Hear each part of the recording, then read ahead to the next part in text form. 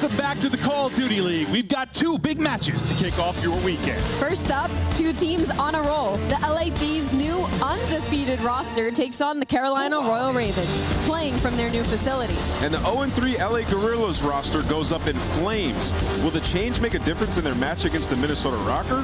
Let's find out. Which purple team will reign supreme? It's all coming up right now on the Call of Duty League.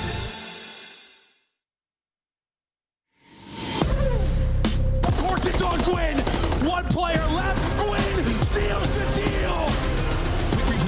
Oh, whoa, beautiful second. The third as well. Rossi now sliding in. Last man left alive. Can it again. Oh my God. What a play. Oh my God, this guy just makes it look so damn easy. Simp is an absolute monster face and the best team in the world. These guys are just playing next level Call of Duty.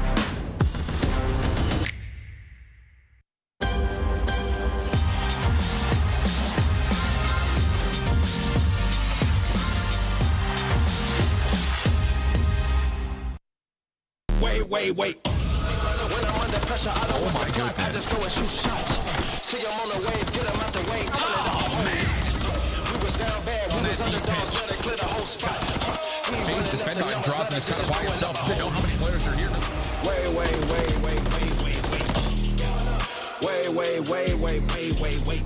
Oh my God, this guy just makes it look so damn easy. I'll probably crash in it. Wait. Oh my God! I mean, what? Around this? Come on, baby! Let's go, Chris! Big Four no more. There's just one squad at the top of the leaderboard. Atlanta FaZe dispatching of two top four teams so far. And it's only week 3 of our qualifiers. Welcome in, everybody. Chris Bucket alongside Rosalie and Nameless. Let's start with you, Rosalie. What did you see from our red team in that battle of our Monster Energy matchup? Just absolute confidence and dominance, right? It's only the fact that they're beating everybody below them, but there's not a top team that comes close currently. Let's take a look here at this Atlanta squad. And Nameless, break it down for me. We've always known they are good to make it to Championship Sunday, but now they look like they're playing for trophies again. Yeah, it feels like a one-team league. For so long, we've been talking about the Big Four, but we've seen Toronto regress, New York regress, and Optic stay a little stagnant, and Atlanta FaZe has been smoking everybody. 3-1 versus Optic Texas. You go up against Toronto 3-0 in a smackdown. Simp is nearly breaking records of search and destroys on point, and all 4 players are contributing massively. The meta is starting to shape in their direction. They look dominant. And we're blessed in this split, right? Because we're going to see them take on New York Subliners this weekend on Sunday. So for Atlanta FaZe, not only is their strength of schedule insane, but they've been making it look incredibly easy. Let's look at some of the numbers. Subliners losing 2 matches in a row in week 2. Meanwhile, Atlanta is putting up these digits. A 9-3 hardpoint record, a 1.09 KD as a squad, and what I find most impressive, 8-2 in search and destroy. That's your bread and butter here for a lot of the teams. And Atlanta is making everyone else look bad. Atlanta's always been an extremely strong search and destroy team. And like I said, they're going to be playing the New York Subliners, where also they typically seem to find success in the hard points, but they've been kind of on the decline recently. Absolutely. That Atlanta FaZe Subliner matchup is coming up on Sunday. You can catch it at 6 p.m. Eastern. And the Subliners, they've put a lot of work in the last 5 days. Nameless, they have 2 more to prep for this matchup. What do you need to write over in that New York Subliner ship? I mean, look, Chris, there's a lot, right? You know, after stage 1, you're like, all right, some growing pains, world champions will figure it out. They're the best search team in stage 2, bringing a lot of crafty strats. They look very competent, as if they were progressing towards being championship caliber. They've come out so flat in this stage. I mean, we're talking they have losses to Carolina and Seattle. And the nature of these losses, Chris, they lost 2 search and destroys to Carolina, right? You're like, okay, they're putting emphasis on the respawn. Well, then they turn around, they lose 2 hard points to Seattle. Now, listen, Seattle's been improving, but this is New York Subliners we're talking about. And then you look across some of the numbers, and you're like, okay, superstar player here, superstar player there. Surely the individual stats are good. I just got a 0.6 in S&D. We have never been able to say that about these guys. This is one of the best search teams we've ever seen in CDL era, so it's concerning, to say the least. It's extremely concerning. I mean, you can look at this graphic. The map ones are 0-2 currently right now, and the clutch factor is just completely gone. The last one we saw was versus Minnesota, and even that match was incredibly close. We're talking about a 10-point hard point. We're talking about a 3-round search and destroy. So for New York Subliners, we're hoping it's just a rut, and maybe they get back to form as we head into Toronto. It's going to be Hydra versus Simp. If you're looking for star players, there's none bigger than those two if you've been watching the last few years. Let's take a look at some of the other squads that are competing this week and what we're going to see throughout this week 3. Nameless, we're over halfway, right, in qualifying. Yeah. And I was looking at the leaderboard. We have so many teams around that 8-7 match win count. These are getting incredibly important. Listen, Chris, the race for top 8 for champs is always the most exciting part of the year for me. And this year's shaping up to have 6-7 teams that are in that race. And they're improving, so it's going to get intriguing for sure. And we got a big one today in Carolina. Before we get to the overall schedule, let's take a look here at the big major. It's going down in 3 weeks, Allie, as we head up to Canada, Toronto, host of Major 3. And tickets are on sale right now. And you need to scan that QR code and get them and lock them up because the weather is going to be amazing. The Toronto venue is always a good time, and the food is so good in the 6. So make sure you show out to see all of your favorite teams try to battle for those seeds for championship at the end of the year. And of course, here's how your seeds are working out. The top 8 will start in the winners bracket. Your bottom 4 will start in the elimination bracket. Gorillas and Rocker face off today in a must-win scenario for both squads. Meanwhile, LA Thieves a perfect 2-0, and Carolina's looking for a 3rd win after upsetting New York. Yeah, Carolina's absolutely looking for another win, and they've been great so far. Gwyn has been one of the best players throughout this stage, and they got a big match today, man. It's going to be interesting playing up against LA Thieves, who are 2-0. It can honestly go either way. Let's talk about this Carolina squad. Why are they improving? Well, it's just the fact that they're all in the same facility now, right? We got that overview of them all being in Brian Saint's penthouse and able to kind of get the energy and the vibes up. It's very difficult. We all went through COVID and how difficult it can be to not be in the same room as your teammates. So for Carolina Royal Ravens, they were decent before, but now they're on the up. And not only that, Gwyn, who's on the leading for Rookie of the Year, he has been absolutely next level since this change. He has not only been good in the response, but he's transferring it to the search and destroy that well. Yep. Carolina is looking to be a demon in this top 6 battle. Yeah, I mean, I would say there's a couple reasons why they've gotten better. 1, being in a facility. 2, Gwyn being unbelievable across hardpoint and search and destroy. But then also they're working on their map pool, like Karachi and High Rise Control. They played both of them. They have wins on both of them. Rio Search and Destroy, they've added that to their map pool. Combo that with the maps getting removed being their worst maps, it's a perfect storm. So these guys looking to make winners. We talked to Tyler Fellow about the vibes on the squad. Here's what he had to say about the setup in Carolina. So we have a kind of like a penthouse apartment and a whole bunch of setups in here, and yeah, we're just making it work. We got some great internet. All the boys are in the same room. I think with that win, we're like 6-2 when all 4 of us are together in the same room now. So nice. We're just gonna keep getting that record up, man. Do you guys all live together in this penthouse? Who's cooking? Who's whipping up the meals after a win? So Brian gets the penthouse. We're all staying at a different apartment. Okay. Still pretty nice, not quite a penthouse, but you know, we spend every day here. The head coach gets the penthouse and a 6-2 record with the Royal Ravens all playing on land, as you heard Felony say. Here in stage 3, you're looking at their land numbers with some of the previous majors.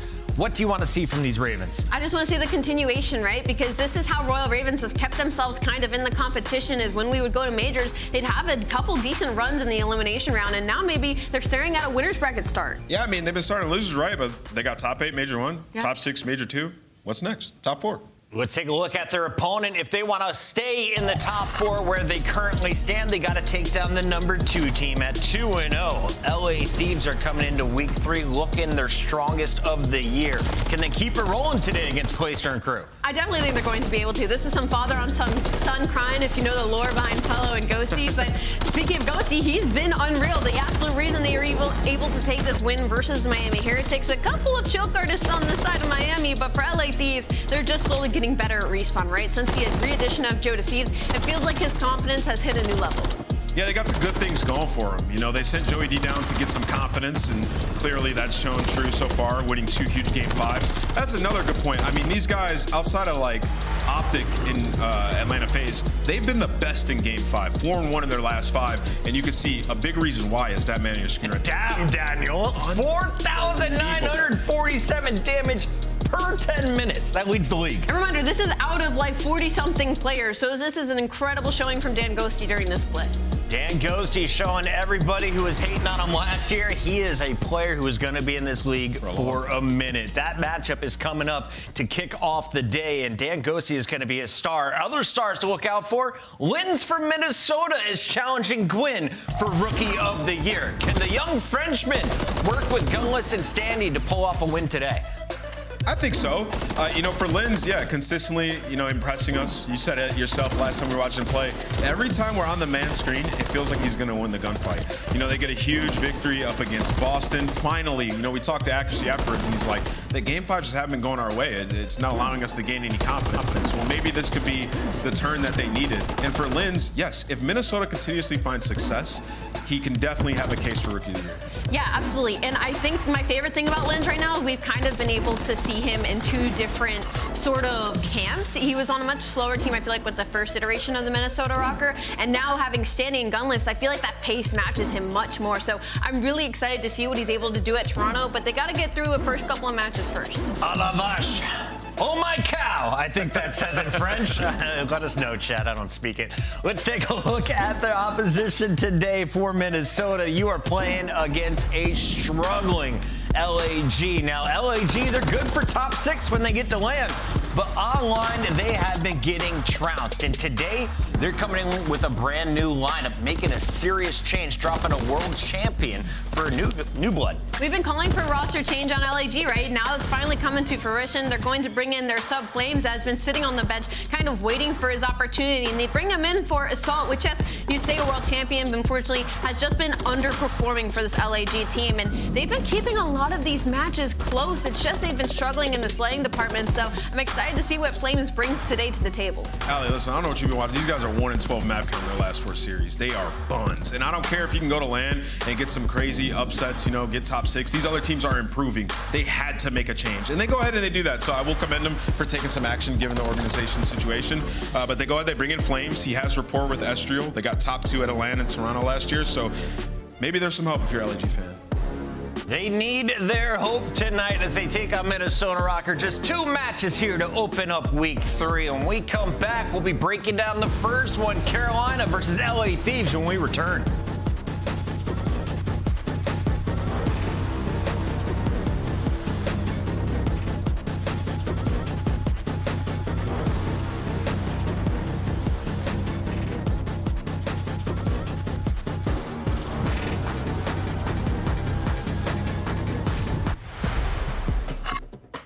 Upgrade your game with the SCUF, the official controller of the Call of Duty League. Slice up your competition with the Executive Chef Operator, now available in-game in the Call of Duty store. Never miss a match of your favorite teams with the Call of Duty League Calendar Sync. Here's the fun part. When you add a calendar, you'll also receive a squad up calling card you can use in-game.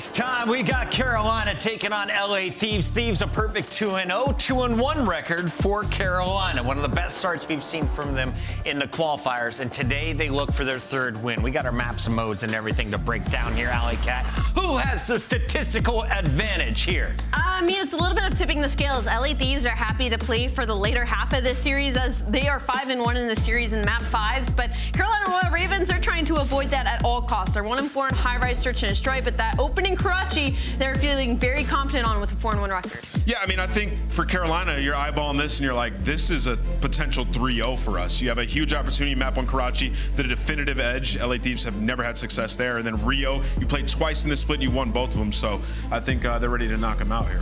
This is the official final match for Ethan Spencer, a longtime executive producer and man behind the scenes here at Esports Engine. Unfortunately, Ethan has requested that I choose his team, Carolina Royal Ravens, to win this one. Why did you have to say unfortunately? I'm going to go with the LA Thieves in this one, though. Going Sorry, LA Thieves. Ethan. Yes. I'm going with the Carolina Royal Ravens as well. I think All they right. take it. We Win's do it been for unreal. Ethan. Fans, are you riding with us? Nope, they're going with LA Thieves.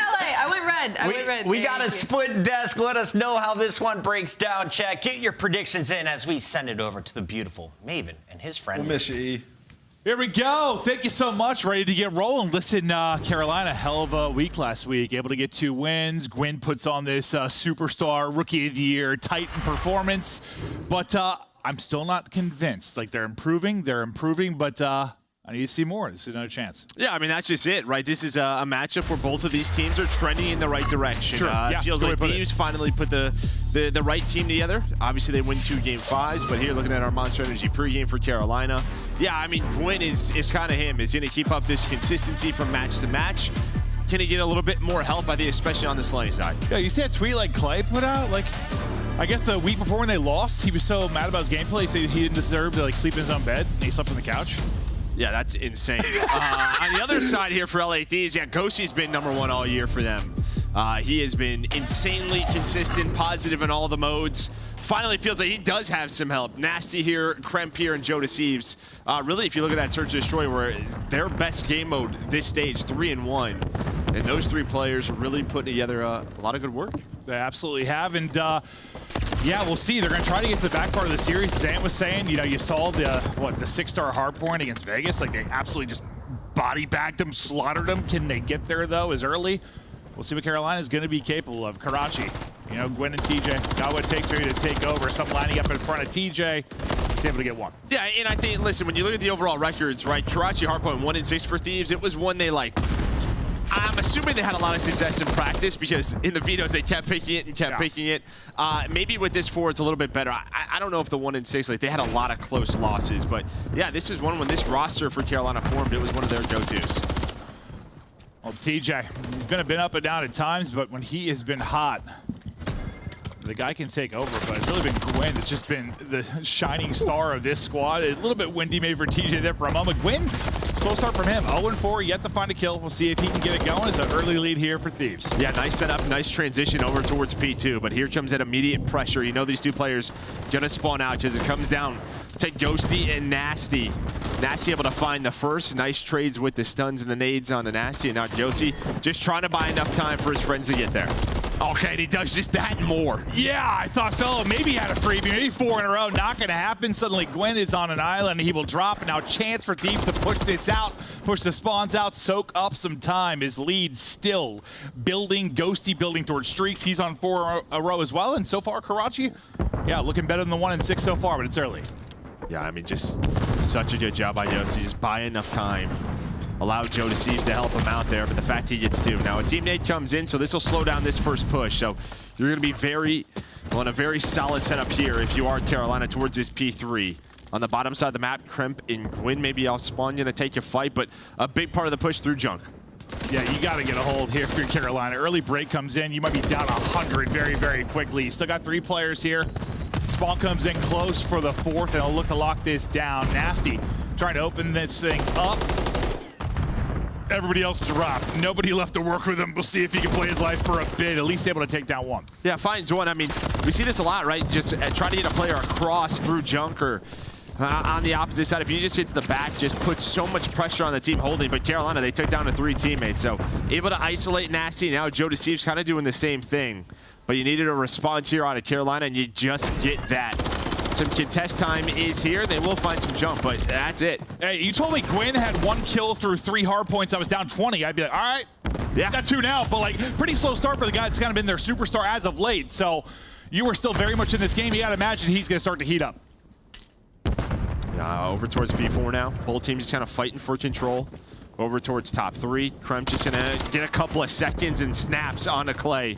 Some nice shots, and now they have full map control. They know where Gwyn is, so they can soak up a lot of this time. They know where the spawn is coming in. This is a great setup here for LA Thieves. Yeah, well, kind of both teams these last couple, like the early setups been like a 3 or 4 down, and then they get a little bit of breathing room. The holds have been good. When the break's gonna start to fly in, Kremp still holding over to Joe Deceives, back in the lineup and able to get the centering back on points. That's it's an awkward one. You chest bump trying to snap back, get the shots in. Yeah, it was a great read. I think he spots Gwyn on that rotation. Gwyn was rotating at 30, trying to get set up towards P5. But Joe Deceives able to win the one-on-one. That sets them up now, as they're up 30, hanging on to this lead and in control of P5. A little bit of breathing room. Point man will be TJ for the Royal Ravens as they'll start to develop this push. We'll see what Ghosty can do. He'll at least keep TJ at bay for now. They're all going to be funneling through red, trying to send it on through. You have a one-on-one on the other side. That's going to be Clay and Joe Deceives. Joe wins that, so he'll get the info. That's going to be one side of the push. They know where everybody else is. Yeah, it's all funneled, right? If he loses that one, Nasty has to look top 3, but now Nasty, he just rotates on over. So a huge one-on-one win, which, yeah, this has just been this hold battle, right? Yep. Nobody's not able to find a break. Maybe the first one here for Carolina. At least contest some of this time, make it messy. But everyone's still here for LA Thieves. They wait for each other off spawn. That's going to make Coach JCap very happy. 3 dead. Fellow, though, that might piss him off a bit, but it's going to be 3 dead, so you're not going to find the rest of this time. Yeah, I was going to say, they did a good job kind of baiting them into the point. 100%. And cleaning him out, but then, yeah, same thing. Fellow goes 5 in a row. Liver number 6, not going to happen. But yeah, Fellow slows down what could have been a hot play and maybe a massive advantage for Thieves. Probably, I mean, without that play, it could have been 60, 70 points. Yeah. We'll see how this second set of rotations go. Joe Deceives trying to stay up, and nade should ring true. He's actually able to avoid it, dive across, and stay up. So still a presence now for Thieves inside of the point. You're spawning near P2 right now if you're Royal Ravens. You just want to see if you can contest some of this. Now, we've seen like these healthy 40, 50 point holds sometimes in P1 in the second set, hell, the first set in some of our matches. Yeah, no doubt about it. I think maybe that's just because teams are getting better at transitioning over to P2 and getting a full hold there. Is that the Thieves Optic match? Yeah, it just felt like, you know, for a long time there, P2 was one you would just trade back and forth, but it really feels like teams have a much better idea of the best way to hold it, not to put themselves in trouble. So you kind of do have to give up that P1 time, but right here for Carolina, this is exactly what you need to get back to the game. TJ's warming up. You're winning rotation over towards the next hill, and you're only down 20. Yeah, that's about as good as it gets, right? Stop as much as you can there, plus have the rotation, plus the death comes for TJ where he's at a time where he can get the spawn back and pick up a lane, so he'll be watching the back alley push.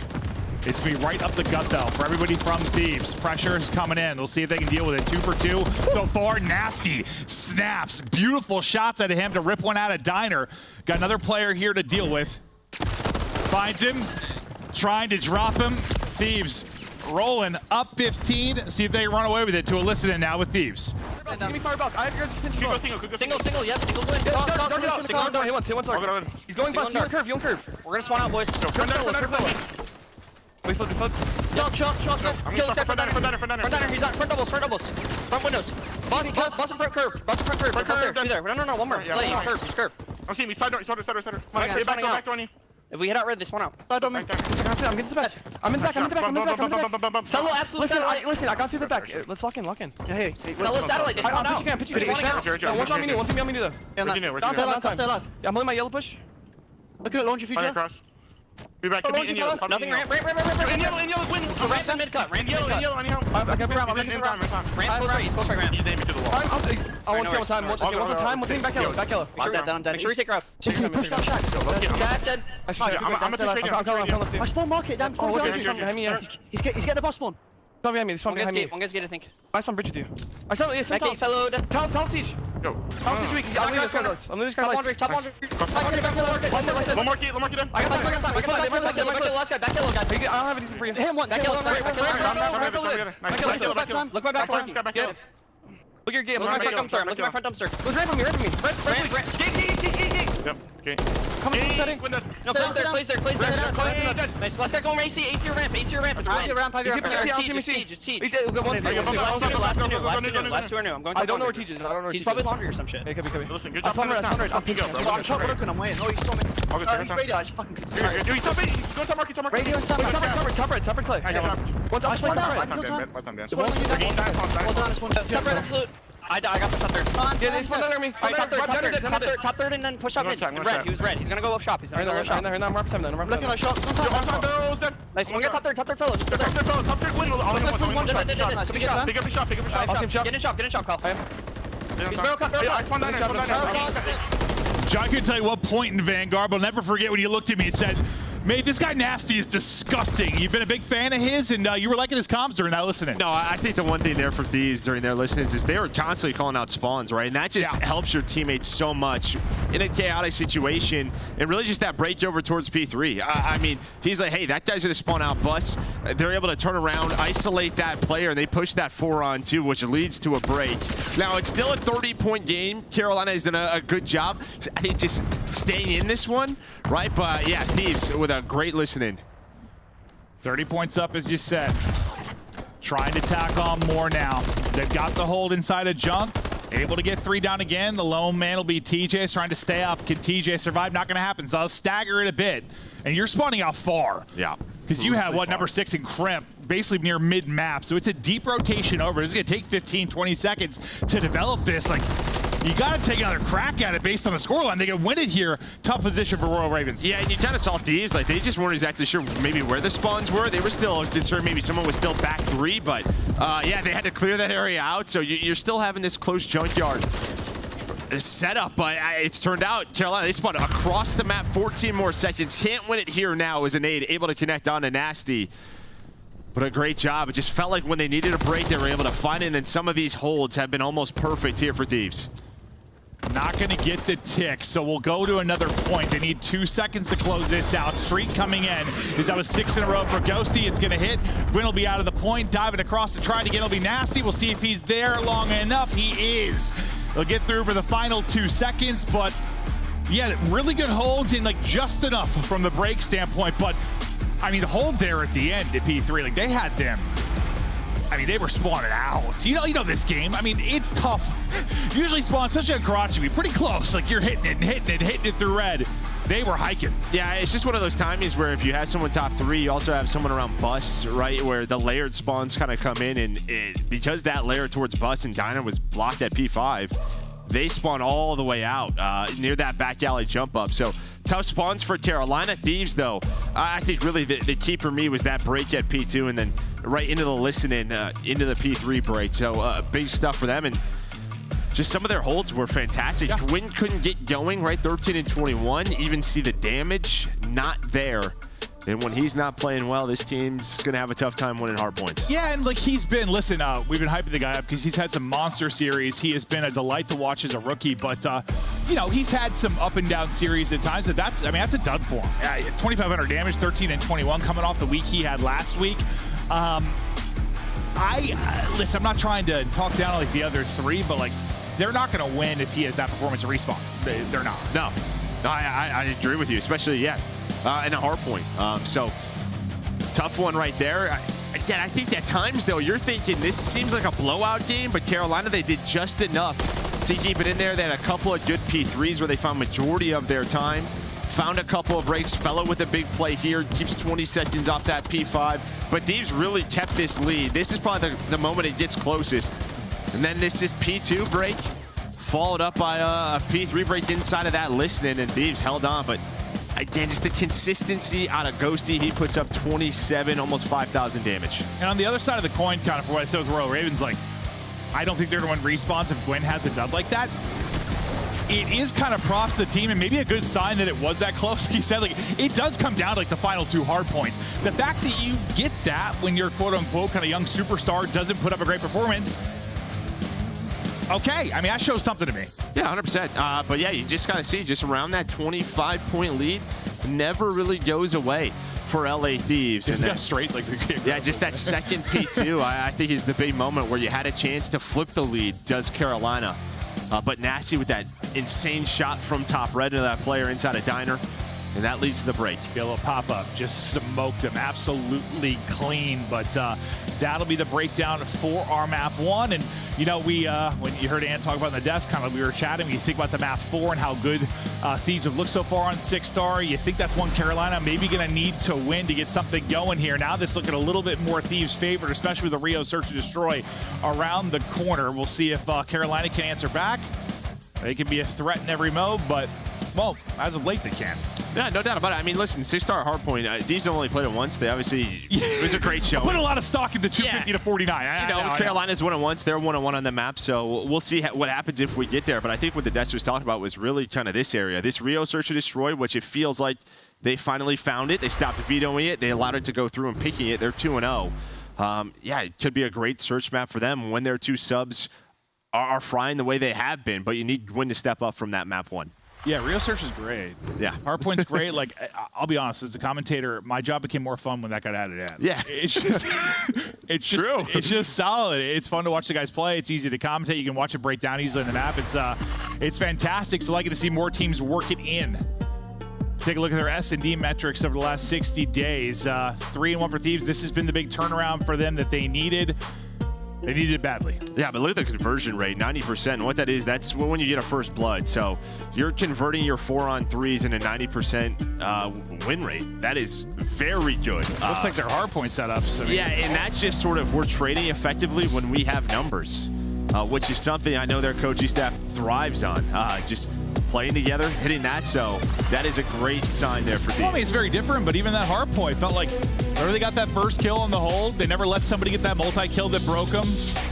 Usually to me, that means the comms are on point. People are picking up their lanes. It's a little different than Search, obviously, but it comes down to comms more often than not at the end of the day. They were flowing for Thieves so far. We'll see if they can go up 2-0 in this one with a Search victory. TJ, 1.23 KD in S&D so far. At times, he's been the best Search player in the world. Yeah, at times, no doubt about it, throughout his career, but that has been the one thing I know we've really touched on. We're going back to the 90s. Yeah, I know we've really touched on when we have a bit of a timeout in the match, so make sure to get that started soon. But yeah, I think it's important for, if you're playing maps like Rio, in these close range scenarios where Gwyn and TJ are trading off one another, for him to be playing well and finding the opening duel. Well, it's just one of those maps where it's really straightforward, but like, comms need to be quick, concise, and so do your decisions. Like, because you know, you get a little awkward timing on someone hitting one of those cuts from mid, and everything just falls apart so quickly. Like, it's not like the reads are that hard. You just have to do them in a timely fashion, or you can get picked apart. Like, how many times have we watched like just that? You know, the COD timing of this map can be bonkers. Yeah, it's a lot of info, just sort of figuring out where the push is coming from, what flanks are open, are they watching the flank? Yeah, it's just do the map size. Of course, yeah, do the map size though, just yeah, just a lot of timings that could or could not go your way. But we're just hearing they're testing servers, some packet loss. If you played COD recently this week, there's just some bursts going on. Those orange boxes pop up and you start to cry. Yeah, listen, I play a lot of COD, but I've been on a little sabbatical playing Helldivers as of late with Joe. You know, just democracy, taking care of stuff. Hop back into Rebirth for the first time since that came out. I did all right, but I was skipping. I was raging. Yeah, no, it happens. You know, it happens. I've seen it in ranked now. Lobbies are just dropping. So maybe it's just one of those weeks. One day, we're going to do servers, Joe. Maybe I don't know. Is there just a refresh button? I don't know. Someone's going to have to explain server tech to me. I'm going to go back to college and build them by hand, Joe. They're in the cloud, and yeah. You're building by hand? Yes. If you go back in time and build them by, that's probably, you'd I'm probably hoping be very that's what, wealthy. I'm hoping Austin Litigo takes his robotics major, somehow cross-pollinates that with a server major in networking and just starts building shit. That's what I want, Joe. I just hope he's back in the league. You want that? I want him back in the league. Well, yeah, he's just the smartest man I know. Yeah, probably is. Yeah. But, yeah, we'll get into it as quickly as we can here. But, you know, Joe and I have been joking around with, you know, we don't really pick our matches as commentators. We get a schedule, right? And sometimes, you find yourself casting teams a lot and some not at all. Like Carolina, we've casted a ton of over these last couple of qualifiers. I'm pretty sure I've casted Thieves like twice the entire year. And like, it's not like, you're watching them, but like as a commentator, it's weird. Like you learn a lot more when you're actually like actively commentating it versus sort of like watching the match. So I was excited for this one because we just haven't spent as much time with them, honestly. I think we got them tomorrow too. Yeah, I love it. I got the schedule. I texted you. I'm like, oh, we're casting Thieves. All right. So we're giddy up with LA. Yeah, and their new roster, which looking good. Obviously, 2 Game 5s. They've had Vegas's number, which Vegas has been on the up and up. So some big wins for them. I think you and I, each qualifier, have had like this kind of story of a team really improving. I thought it was Carolina sort of when they made the change early on. Then we had that Vegas, and we cast like every Vegas match as they started to get better. Maybe with Thieves, we'll have a little story here. Watch them start to improve, maybe make a run come Major 3. Cap will be dancing. Is that how he dances? Oh, he's so like gangly. I can't imagine him like. A couple of drinks and anybody can turn into a great dancer. Yeah, I bet he gets real loose, Joe. Gets real loose. That's just what it is. A couple of drinks of Thinking of that's got to be moister than an oyster, Joe, but we wait to get going and get back into this. We're take a look at the overall standings and see where we sit. Just waiting on one player to get back into it. This is where we are, just 2 weeks in. Mini to go. FaZe on top. I think they've been number 1 in the CDL since the name CDL was created. No, they have, but obviously you see these two. Thieves 2-0.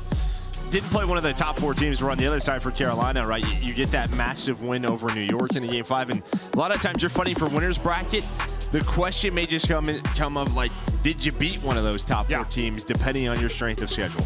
Producers told me we have casted half of the Carolina matches, so that's impressive because you and I only work Friday, Saturday. We don't work Sundays. We've got some guest pairs, other people that come in, so we probably casted the less like as the core duos. The fact that we've gotten half, it's just been luck of the draw. They've been fun to watch. Gwyn's been an awesome story. Clay is competing forever. It's been awesome to see Felony improving, and TJ, I want him to just take over. I want to take over TJ. Take over TJ, huh? Yeah, instead of taking over Taco Bell, taking over the map. Yeah. I can see that. Yeah. Did you say moister than an oyster? Yeah, I had to. I said it earlier, and Chris had never heard that before. I had to work it into the broadcast, so. I imagine they're pretty moist. Like, yeah, they're in the water. It's the most I've used or heard the word moist in years, Joe. We'll leave it at that. You seem like the type of person that's never had an oyster. Have you ever had an oyster? No, like maybe once? I'm not a seafood person, no. Honestly, you just put a bunch of Tabasco sauce on it, it's fine. I kind of feel about that with like everything in the world. Yeah, you'll be all right. I put some hot sauce on stuff, I'm good. Yep. We're ready to go. Thank you for your patience at home. We hope you're doing very, very well and feeling very, very sexy. It's freaky. It's a freaky Friday. Goddamn right it is. It's gorgeous outside. It's like 75 degrees and sunny here. I just made up the temperature. What is it? Probably that. Absolutely, Joe. Here we go. Map 2 underway, round 1. See what Crimp is capable of. Can he make Nate Shot proud? And here we go. So just based off some info, some nades, you have 2 men kind of rotate on over and TJ and win, but it's going to be a 4-on-4 retake. So with Ghosty's presence, he just can't get caught. He does. And it turns from a 4-on-4 to quickly a 2-on-4. Crimp and now Joe just have to make individual plays. This is always so tough. They're going to opposite side. You find one. Now the hunt is on for Joe. Trying to get him to finesse. You turn this into a 2-on-2, so still winnable here for the SMG duo. Oh, it's an awkward one. Slides right through him. All on Crimp. Tries to snap again. Not going to happen. The retake is on Carolina. Able to bring it back. And that's what you want to see if you are a Carolina fan. Gwyn gets a first blood, then another. Is it weird to say Joe, like when your name is Joe? I feel like if I was saying Clint over somebody, it would weird me out. Well, that's just because Clint's a weird name. It is, yeah? Yeah. Yeah. Clint Eastwood was the mayor of like the town where I grew up. Okay. True story. California, I swear to God. I believe you. I believe you. But they're able to get that, and as I said, you get Gwyn going. Oh, God.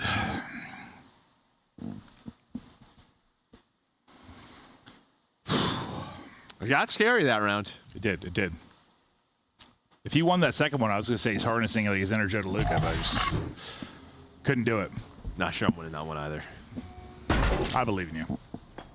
We'll see if Gwyn can really get rocking here in the search. Tough map 1. 2-0 start here. Joe deceives in front of him, trying to give haircuts, hit to 40 HP, got to back it on up. The push will slow down for now. Iceman, mid-map, ready to draw. Yeah, just playing around info. You have Ghosty on 1-4, but LA Thieves, they might be quick on this. They have 3 players in the area, but TJ's going to find the first blood. throw a stun, and he's gonna chow it again with Gwyn. This duo, it's been so good on Rio, and they're keeping it up. Oh, nice win there from Krem. Gives him a chance. They bring it back. 2 versus 2. Whoa, Felony in trouble maybe as well. We're just shooting at red names. That's what that is. Yeah, sure is. They're trying to isolate him. Can't isolate Felony. Wins 1. Ghosty up the bat. 15 seconds to go. Trying to chase it out. A little bit of a tickle. Can't quite finish it. Felony makes the play, bails him out in what would have been a 4v2 throw. Yeah, back-to-back rounds, very similar. Just the SMGs get it going for Carolina. Up top middle. TJ and Gwyn able to find the first 2 kills. I swear. And then it turns into these 2-on-2s. I swear every time somebody is like laying in that little like off position, no matter where they're on the floor, when somebody slides out, they get smoked. Every time. Every time. You just don't expect it. They get fried. Well, it's just like camera. They just get fried. Like when TJ laid prone there, I was like, he's dead. I saw Shotzi just smoke people. Last time I cast him on that, just, you know someone's going to be in that general vicinity. We'll see your head later. Around 3.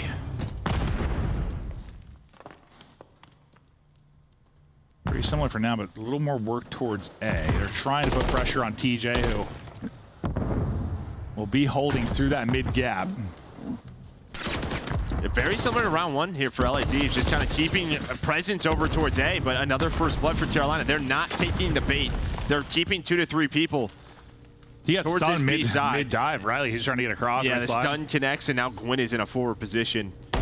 Not going to check this unless you're playing some hardpoint nasty. He's going to get taken out. So another 4-on-2. Is this going to turn into another 2-on-2 scenario? I don't think so. Is Gwyn up to 5-in-1. Clay there with another as Carolina dominating on Rio, and it's really just the first bloods. Up top middle have not gone the way of LA Thieves. Maybe Gwyn got the caffeine flowing a little too late today. Just didn't hit map 1 because he's grooving now.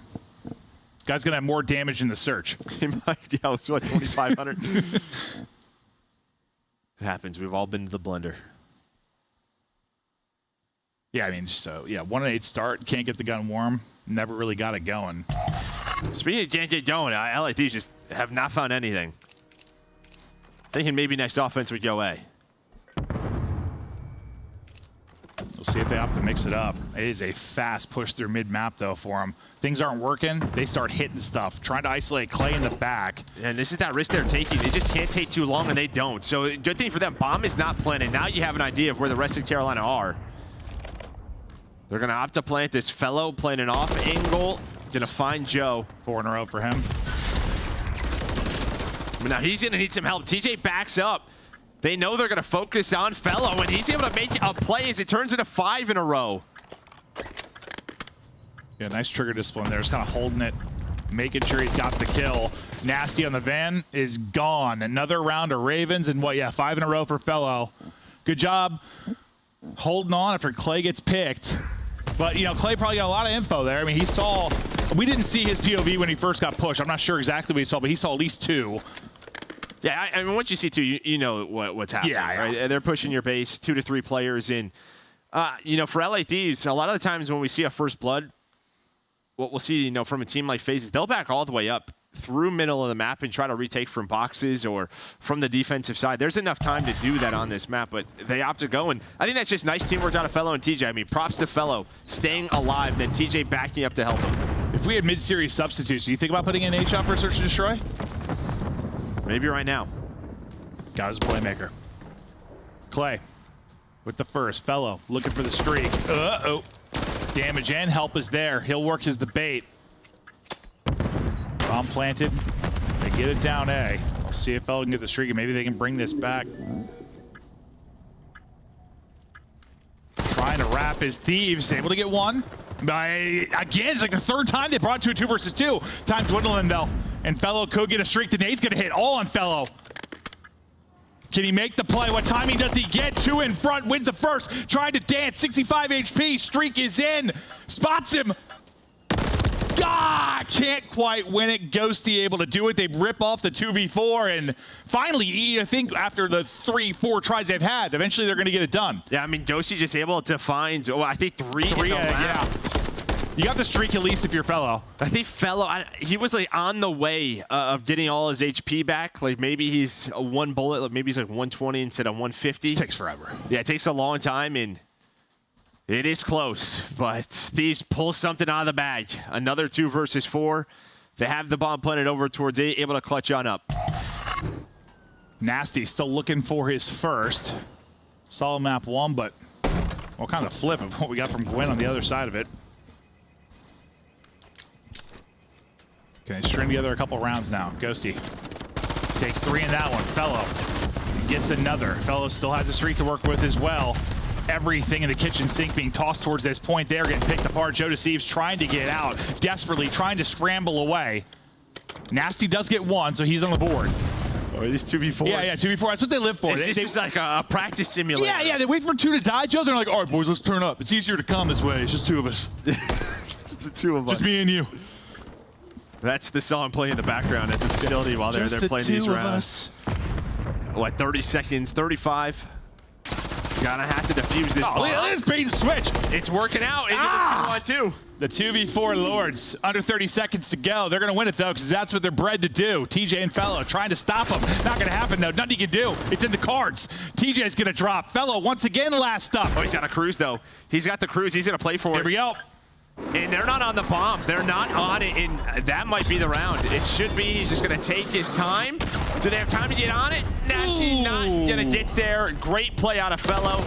A vet, he finds the final kill. So, yeah, the 2v4 magic, well, it wasn't working earlier. It just worked 1 round. If you didn't have the streak, it works, but it might. Thank God you did. I don't know why these 4v2s are getting so spicy every single time, but stressing me out, Joe.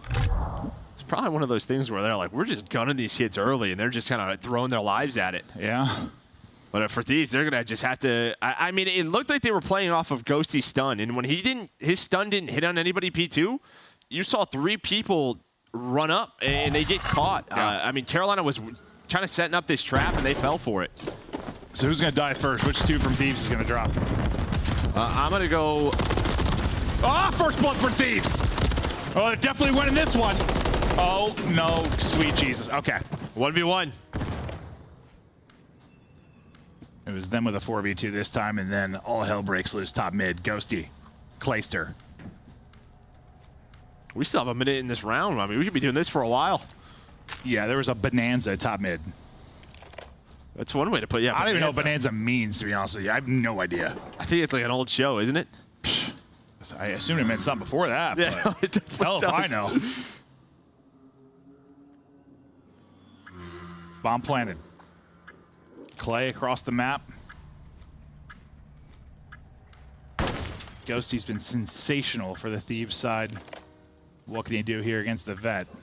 This is an insane spot. Nice little jump peek there. Oh, yeah, actually, it doesn't look like he saw it, so he pushes up. He's a little bit worried, but from one jump spot to the next, Ghosty has it all.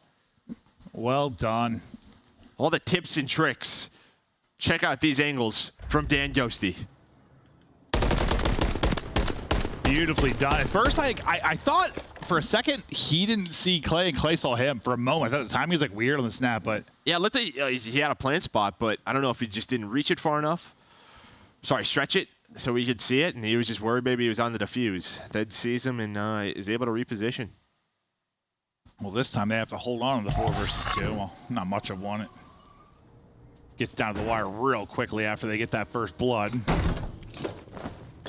Offense to Royal Ravens as they'll try to close this map out.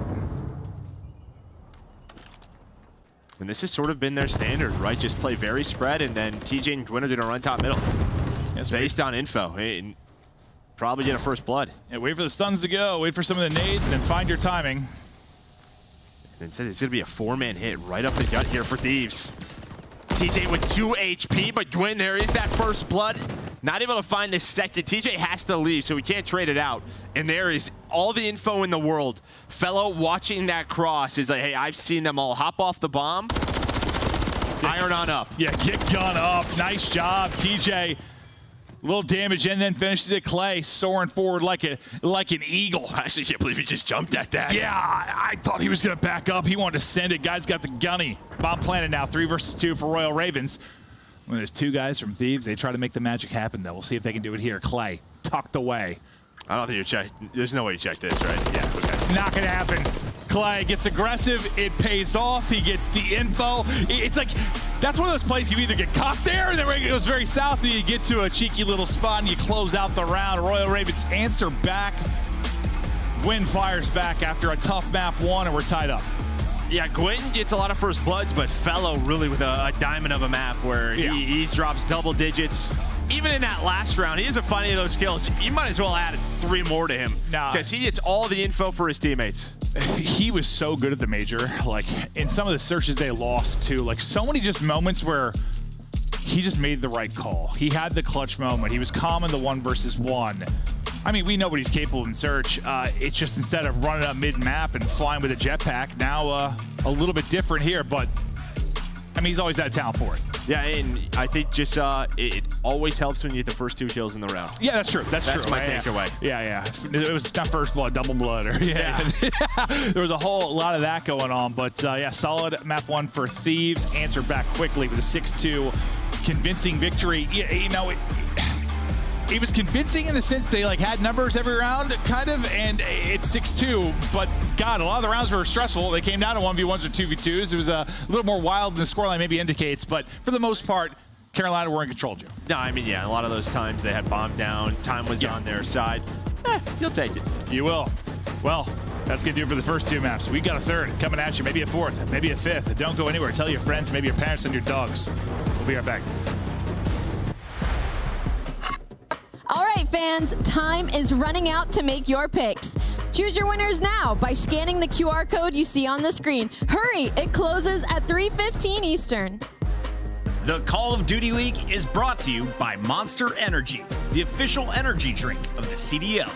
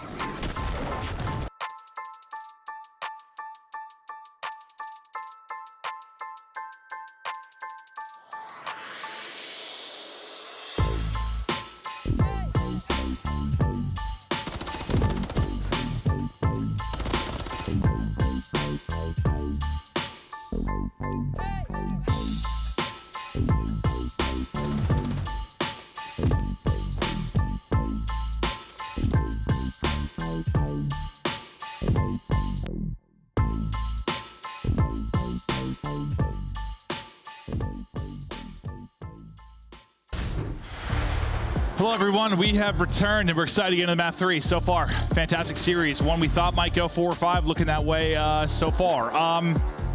Any big thoughts, or are people kind of handling business? Yeah, I think just LA Thieves stayed in control of map number 1. Similar story in map 2. Just right from the first round. You get Gwyn going. He had a good couple of rounds, but that fellow really takes over. Again, they had I don't know how many 4v2s, 4 or 5 of them throughout that map. Brother, as we mentioned, we have casted like half of Carolina's matches, and if there's one thing I have learned about their Search and Destroy, no matter how bad they are, it will always be entertaining. And they win that one, but there were some when they were like a bad search team. They were so fun to cast. They were insane, like round 11s. Remember, it was like 8 1v1s in 11 rounds. Like, listen, they know how to party, Joe. They do know how to party. And they've improved big time. Yeah, but you saw right there sort of the control metrics, 2-1 for Carolina, 1-1 for LA Thieves. And Thieves have gone to the map 5 every single series this qualifier.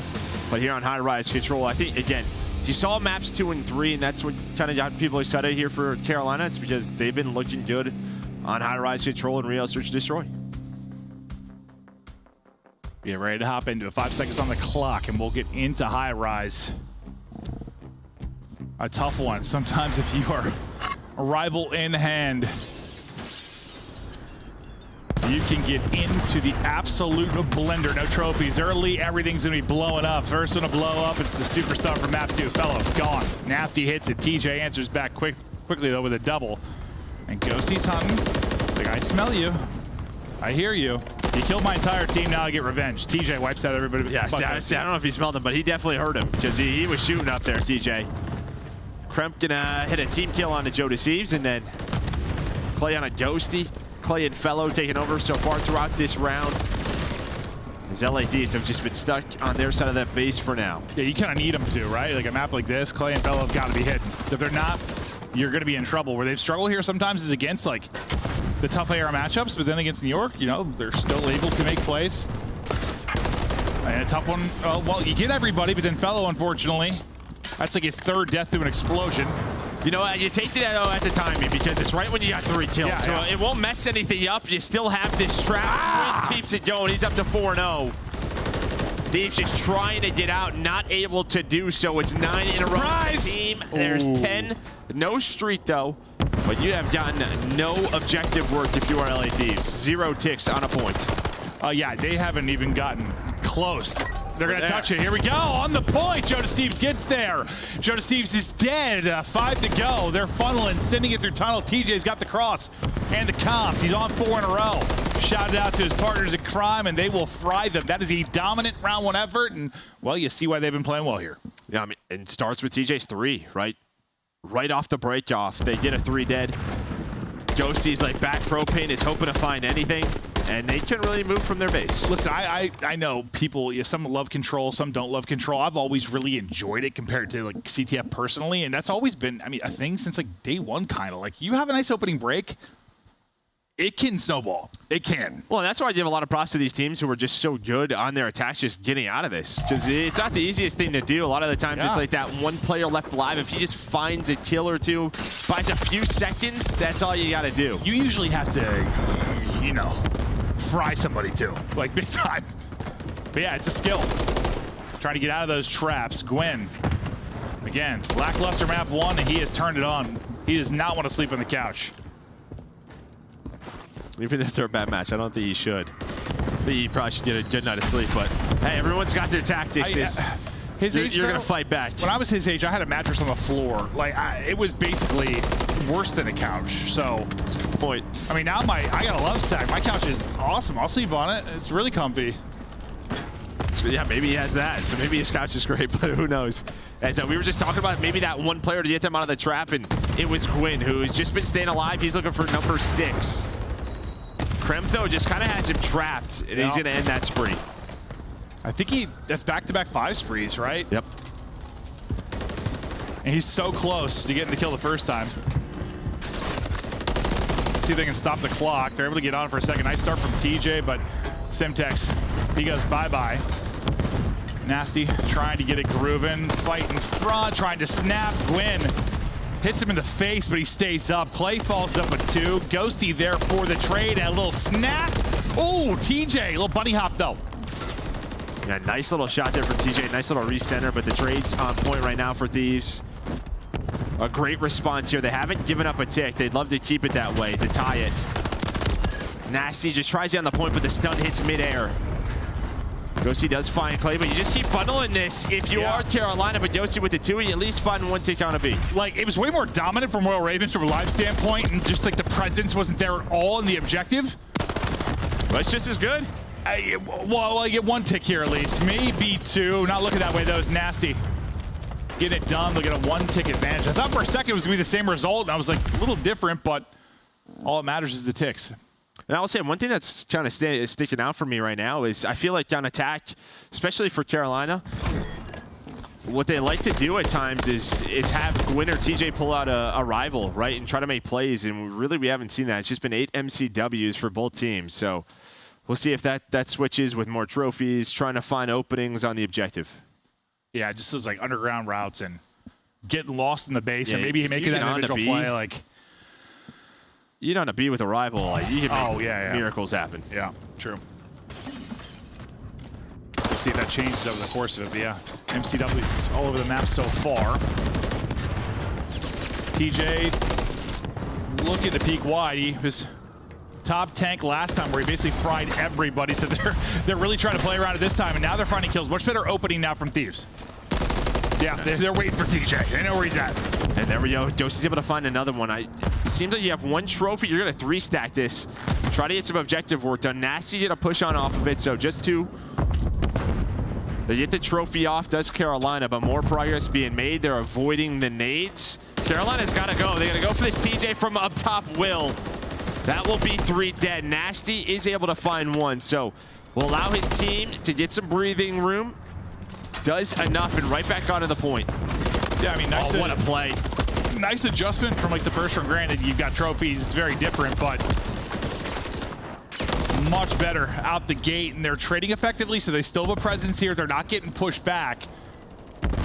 And the same can be said for the other side. No one really getting too much of a foothold here at mid-map. Yossi is trying to stay up. 26 HP in a dream. You got 1 person lurking mid. That's cramped. He can't find anything. Nasty next up to bat. He's trying to stay up. And nice shot by TJ just to get the progress off of that point, because was almost done towards B. Maybe just Nasty wins a gunfight, gets on it, but TJ with the awareness, like, hey, let's decap this, get this progression off, force them to make a play. Now Nasty through underground. It looks like he's getting hunted by 2, and he gets spotted.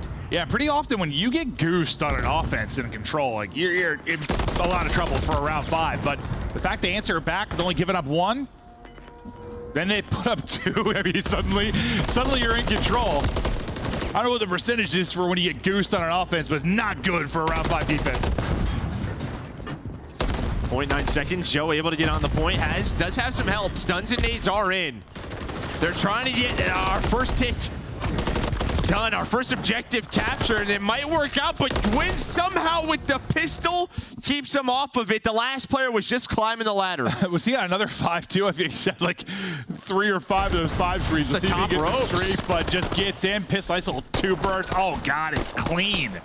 With the Renetti, some help from his teammates. 3,400 damage and 18 kills so far. Already through 3 rounds, far out surpassing that map 1 hard point. Great stuff. Yeah, and another 5. Yeah, so he literally, it's been like 3 5 sprees and then 3 kills, yeah. When's the last time we've seen 3 offensive rounds without even B being captured? I feel like normally it's sort of the opposite. Like B gets capped, but then they get held there. But these teams finding no success. How often though? I swear, you know how it is. Even when it's like an invasion, it was different, but like comes down to round 5 and suddenly there's a magical offense. We'll see if that's gonna be the case or someone musters up something earlier. There's something mustered up. It's a streak now for Gwyn. Finally able to close out and capitalize. When he was on 5 sprees before, it's tough situations to get that streak. Stunned up as he pushes forward, but you're onto it. Starting to make progress. Everything hit, no trophy for coverage. Trying to stay up, but not able to do it. I mean, as soon as those stuns hit, LA Thieves know, right? They're just going to go for it. All the nades used on that objective. I don't think that tick is in either. You find 3 dead.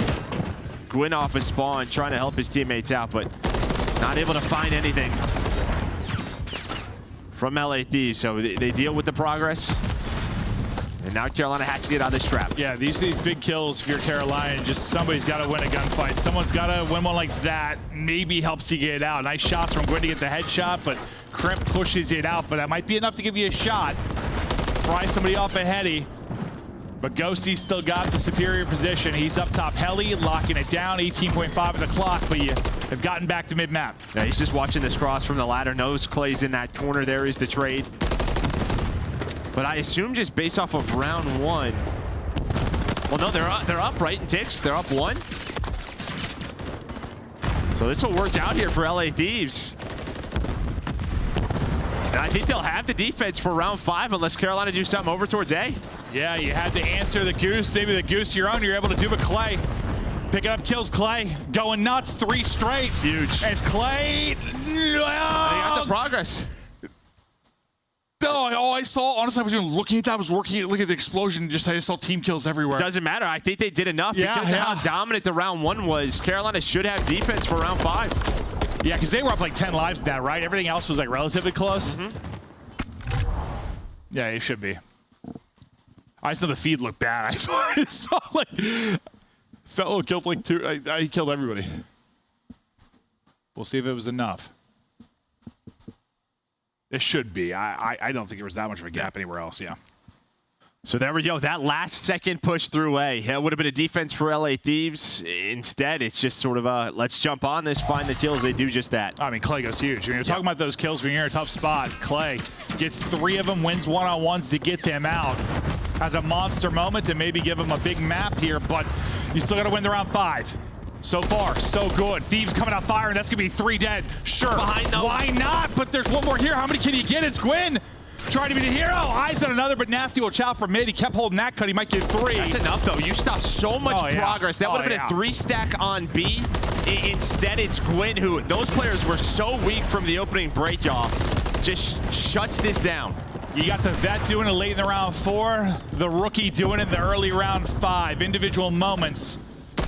That you're winning those, just peeling like a banana, ripping them right off. Now looking for more shots in the back. Gwyn, he's getting wild. I mean, just some great lives from the Carolina players.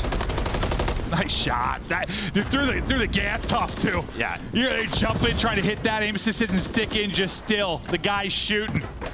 Ghosty is able to work towards B, so he's gonna have a one-on-one versus Fellow. Maybe a little bit of help, and that's going to be 3 dead. So he tries to take the route, but he gets caught. Now Clay from up top, heli, just trying to find one. But you're going to use the cruise. Now, is this going to be a stack, though? If they stack this, it might just be a little bit too late. They got it. I think they jumped. Oh, they hopped off. I thought they stayed there. They were going to be okay. I thought they were good, too. They're going to try to get back on this. They were absolutely good. Uh-oh. Well, at least from our POV, it felt they were, but... I think they were. Yeah. I mean, it was flying, and then, yeah, it's just slowed down. Like, whoa, never mind. Big one-on-one here. Yeah, bullets going into everything but the player. 3 through for Royal Ravens. Thieves in trouble. Crimp only one up, needs to win a fight, able to do so. 20 seconds to go. Crimp going massive, kind of doing what we saw Clay do in the end of that round 4. Make some plays to get them back into it. They're on to the point. Nasty with a double. Ghosty's still there. Extension in. They got a minute to work with. Yeah, you're just able to get a couple players on it. The trophy huge from Ghosty. He's able to get that down. First time seeing beat cap throughout this map. Now, they're going to have to work it, but at least you get that minute. A 2-life advantage for Carolina. As Ghosty's just like, I'm trying to get out of here. Yeah, we'll see. Like, it could come down to lives, but I feel like they're going to need to stop this clock a little bit at some point. You're just holding it. Fellow. Hell of a read. That play locks down the push through and potential flank into the base. Can Crimp be the hero again? He got him out and helped him get B. Can he win some big ones? Ghosty will get the headshot opener. Crimp trying to do it on the other side. He's able to win one. Fellow, though, he's doing it all. Holding down the base, holding down the push. And TJ backs him up. Great clearance there from Royal Ravens. I mean, 8 versus 6. You're not out of this one quite yet. Still time for another push. Gwyn again in this position, just loves finding these timings, depending on the routes. Seem really good, really bad timings for him. What's it going to be? Here he goes. It's great. So far, so good, but his teammates are taking down 6 versus 4. 2 players on A. No respawns left for Thieves. Nice shots again from Gwen. Shooting, trying to get the wall bang, not gonna hit. Shao Speed wins that one. Last guy up, Nasty's dropped. Gwen with some beamers. My guy was shooting straight, but his fellow with some of the big heads-up plays. You let somebody push through, maybe things fall apart. He's able to hold that, then apply pressure back to A. Really a full-on team effort there from Royal Ravens. They're up 2-1. Yeah, and I think what really stood out to me there was a little bit different for Carolina is just sort of their timing on some of these retakes objectively. You know, time and time again, we've seen some of these crazy or maps thrown away, rounds thrown away, and it's because a couple of players from their opposing team will stay alive on the objective. The timing's a bit off. Someone goes first, they die, gives numbers to the attacking team. Every time that they hit, they were doing it together. And they just, really took over, but it was all defense. All defense there on high rise. And yeah, usually I feel like there's a burst that comes at some point, one round that somebody erupts. Because just like you can pin people in on defense, I mean, same can be said for offense. Though it's harder, but we've seen people get locked in. You can bleed people dry. It's never really an opportunity to do so. Good discipline on defense. Royal Ravens just a little bit too much. And I mean, it's it comes down to two things, really. I mean, just if you think about the round 5 kind of giving them the win there, like the round 1, how dominant it was. Like they came out with a haymaker, just 10 life advantage, goose egged them. This is the play. And then Clay getting 3 to get out, yeah. I mean, that's the play right there. Just these would have had round 5. That would have had round 5 defense. Just to send it over towards A. I'd have to watch it back, but I think Clay just like 1 went out of the base, 1-1 pushing towards Heli, and then I didn't see what the third was, but just went in one-on-ones. Yeah, and then the cruise missile, obviously a big help for them. Maybe if you don't have that cruise from Gwyn, you can transition, or you can set up you're in some power positions if you are LA Thieves. You have 3 players on B. You're in a bit of a better spot. They're still able to get that objective, but they were down a couple of lives. There was only 1:15 to work with. They lost map control due to the cruise missile. And we thought Gwyn, after that monster series and week he had last week, figured he'd probably answer back after that map when he has. Fantastic map 2 in the search. What, 5,500 damage, 30 plus there in the high-rise control. I feel like he's been like an auto 30 plus in a lot of these respawns for them lately. And now you have 6-star coming up, and it's looking like we're going 5 because I still am putting a lot of stock in 1 victory for Thieves. Listen, I haven't seen a scoreline like that in a while. Yeah. Like Cold War? Cold War, maybe? Yeah, you don't see that like in... I mean, really, since like squad spawns became a thing. Yeah, it's whatever you want to call it, whatever it is now. Like, we don't really see that scoreline. Yeah, so I mean, now we'll see. Yeah, but again, you've won this one time if you are Carolina. We just saw it versus LAG, so 1-1 where you're 1-0 if you are LADs, but it was a dominant win. We continue to go the distance. We'll see if we go all the way to a map 5, and it's just both teams just I think you said it right, like kind of upward trajectory, right? Like you're improving. Things are looking up, and I think for Thieves, it's like kind of the first time in this past like stretch where you've really like started to kind of improve. Well, last qualifier a bit too, but I thought Royal Ravens were kind of cooked, honestly. Like I thought we saw them plateau a bit. Yeah, they plateaued. But suddenly, maybe not. Yeah, you get that big win over New York, and now all the momentum is on their side. Yeah. But here you can see, hardpoint, the big difference. Wow. The break percentage, and we saw this in map 1. Yeah, true. Karachi, a couple big breaks for LA Thieves, where on the other side, Carolina, they just couldn't find anything. No, like they got him out of the hill a few times, but like actually getting in the hill, not really at all. I mean, maybe that 1 P3 push, but they all got smoked out of it pretty fast. Couldn't find many openers at all. I mean, felt like their offensive pressure at times there in the map 3, just nothing opening up. We'll see if that's the story here, but some stats from Ghosty. The kid has been a game changer since he came into the league. It's been fun to watch him continue to develop. I think we're going to be casting over him for a long time. Kid's a freak. No, he is, yeah. Just so consistent for this squad. But really, it's just the other pieces around him kind of struggled. And you can see here, out of the 8 teams. So we have 4 teams who haven't even played this new map yet in Hardpoint. But the hold and break percentage first, you'll take that. Yeah, I don't know how they wouldn't be based on how the first one went. Here we go. Second time for Thieves. As you said, both teams have gotten a win here. Probably feeling confident. Joe Deceives flying out like a swan here to open things up. We get right into the mid-map blender. Nice trade so far, but then TJ's going to come on through and force a 1 versus 2 for Fellow. Now a 1v1, so Josie's just going to wait for his teammates off his spawn. Gwyn already back in the point. You find a rival on the ground if you are Josie. Both teams just going to take this contest for now. Let's see as we get deeper into this one. The teams can find the hold success that they have. Nasty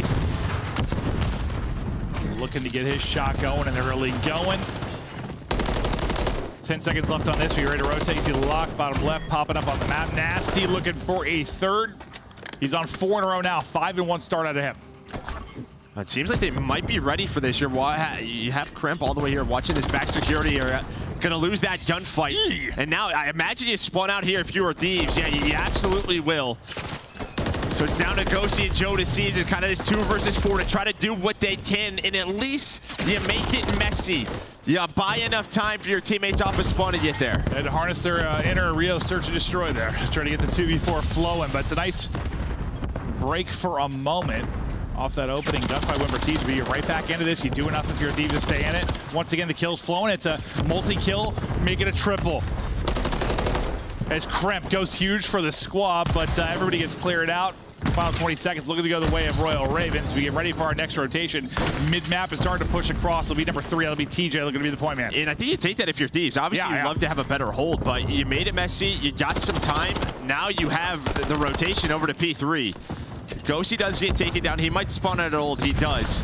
Man, I love me some just spawns that I can read off a map. I'll tell you that. But if I know this, they know this. So Ghosty off spawn's going to be able to find one.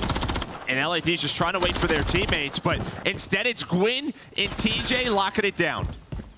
Where they couldn't get any breaks or really find any rhythm in the opening of the setup of Thieves. You're doing it right now if you're Royal Ravens. TJ, 3 in a row, looking for 4. He's eaten.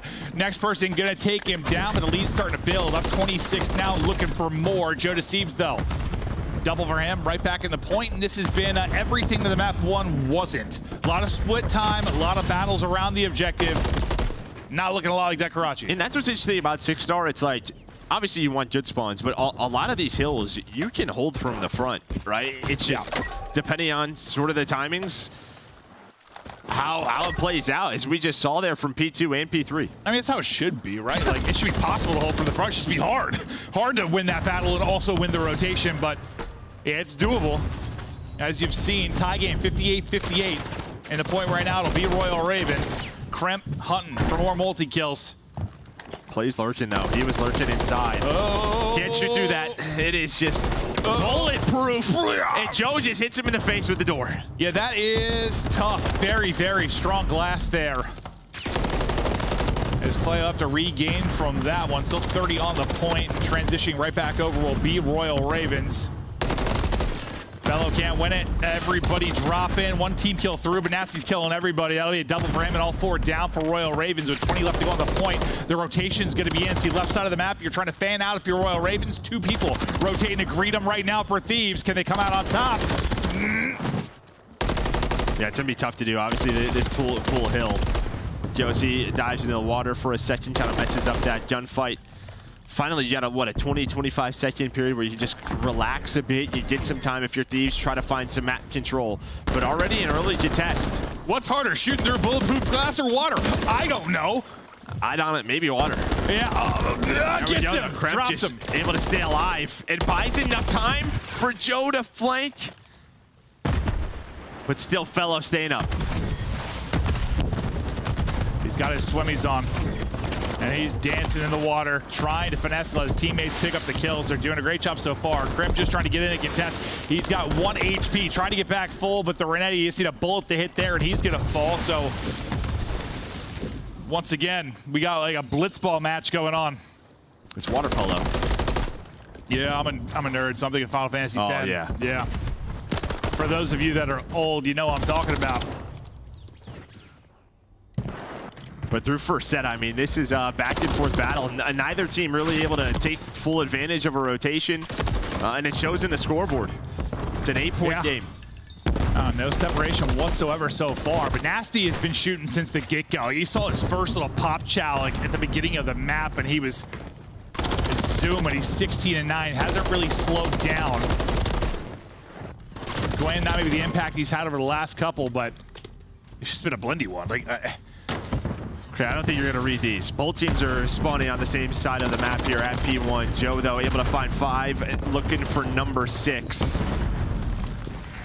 Gwyn might be the person, but he hears the slide, does get taken down. I thought he was weak and maybe left for him by his teammates, what it seemed like to get this streak, but yeah, Gwyn is ready and Gwyn makes him pay, so no streak through, still a minor edge right now for LA as they're trying to get this to a 5th and final map. Feet all blue for Ravens. Okay, finally we rotate again. Yeah, I mean, they just kept spawning. One team is spawning over up top or down low towards security, the other one near P2. Thieves with that lead, but on rotation. TJ does get taken down. Carolina, though, already there from down low. Yeah, nice job. Joseph kind of patient there in the back, just playing. His 4 in a row for Gwyn, too, is getting close to streaks. He was able to earn a cruise in the last one. Multi's popping up for Kremp and TJ. Battle again around the points. Still just nothing separating these squads here in this map 4. Here are the comps from Thieves in the map 1. They were solid. They got the win. Let's kick it over to listen now with Royal Ravens. We gotta hold a hill. Yo, homie. Grab this front wall. Gotta hold this hill. Nasty weak. Right side hold. The big hill. Yeah. Cramp was that hold too. There's Cramp and Nasty. Yo, mid. Homie. He hit the Cramp. One shot in the corner. He hit back L. He hit back L.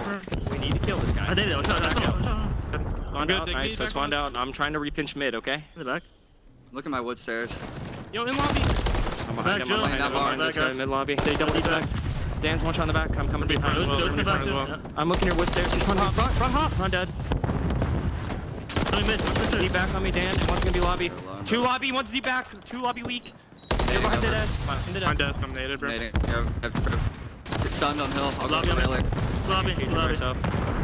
Yeah, anything down mid. I killed one dead. 2 lobby. He's front hop. He's front hop. I'm challenging you guys. Team kill. Good bomb bar. We can town. Alright, we have to get a row for new here. Got me dead. I'm playing this. Lobby, got me. Cramp. Good old, 1's lobby. Cramp's dead. Cramp is dead. I'm going statue already. P2 here, bros. Full 60 for back. I spawned out. Yeah, P2 spawn. I have a trouble time. I'm on drop right now. He's dead. Dead. One in the back. D back. I'm just holding her cross from drop. In the, like the heli, back heli. I'm holding her cross from drop. MRU's open. I have it. The golf old went. He went mid. Mid DJ weak. Doing me weak. I'm dead, bro. DJ one shot. One low, one high. Went you. Our side you, one shot. Our side you, one shot. Joe deceives. Our side you. You on mid. Cramps in time, one shot. Right side, laying down. Right side, laying down. Cramps. In top. I'll pay tighter to us now. Trying to nade your drop, bro. They naded me. There was no separation, Joe, and then there was a whole lot of it. I mean, you just heard the start of listening, sort of the break at P3. Yeah. Fellows like, guys, someone got through lobby, and then all hell broke loose. At Thieves with a great break at P3, and then they do it again at P4. And you just heard Carolina, they're like, yeah, I think we threw this one. We lost some big moments, through some hills, allowed these breaks to come on through. Props to LA Thieves. You just hear from the comms from the Ravens. Yeah, frustrating, and you can tell they're still working on stuff. Like, it just wasn't as confident as some listeners you'll hear from playing another map. Like, the call's not there. The hard point's looking good for Thieves. Streak in, it hits Gwyn. You can't swim when you're hit by a missile. Surprised, actually, you can't do that, but there are some. There are some rules. There are some rules. There's a couple rules. This team's just trying to get that. How fun does that look? That looks so fun. The last player alive is going to be Gwyn, just trying to contest. 7 more seconds, though, for Thieves before we get to a game 5. Holy hell, just throw me to pool with a great white shark. 4 seconds needed for LA to close it out. We are going to a map 5 swim for the win. While the swim turned into the win, it was really the breaks. No, yeah. At P2 and P3. The whole time we're saying, yeah, it's slugfest. Just back and forth, 10 points separating him. No one can get a break, and then we go to listen, and bang, like a thunderclap. I just heard, like, guys, someone got through lobby. He's back to L now.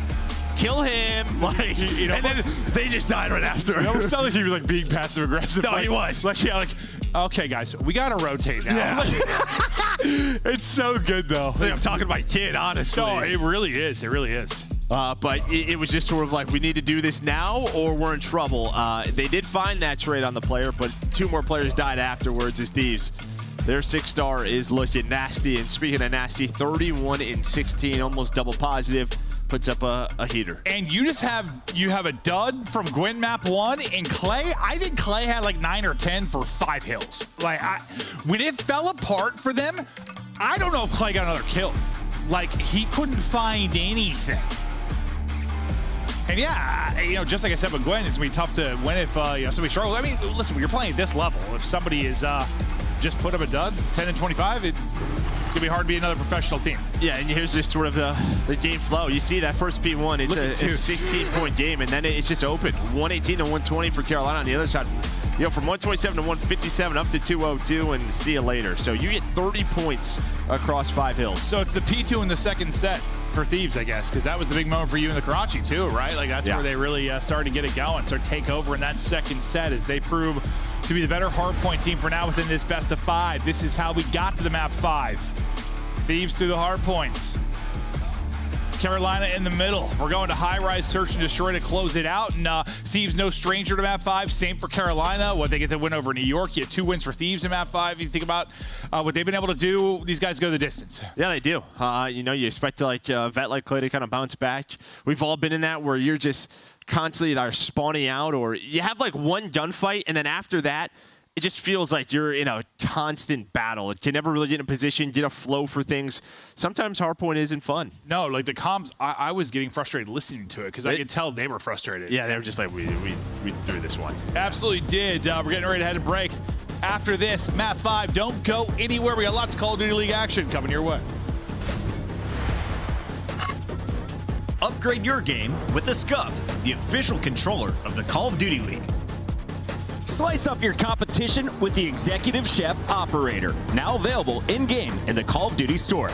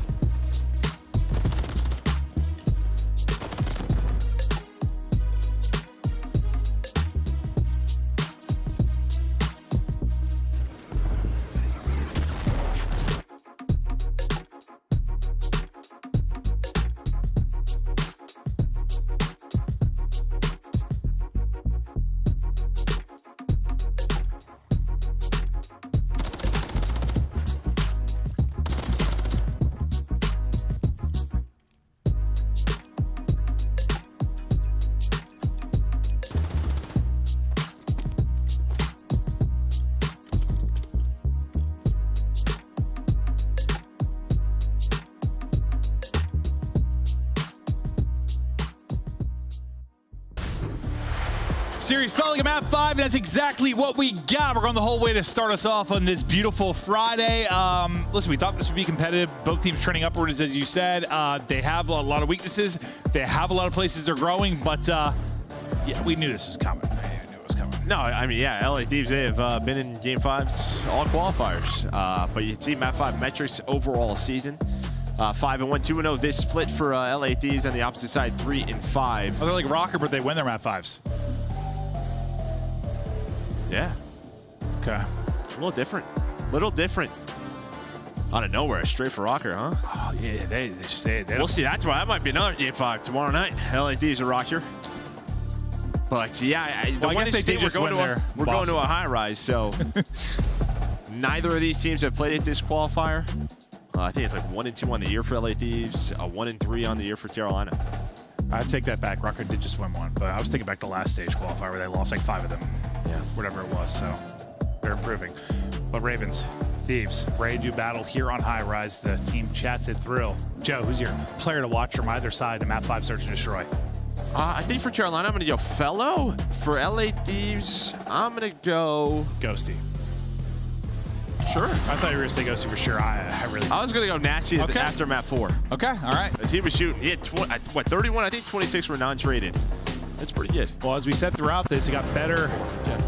Well, it kind of got worse for Carolina later in the series. I mean, not the best record for LA Thieves, but you're 1-4 if you're Carolina. So some struggles there.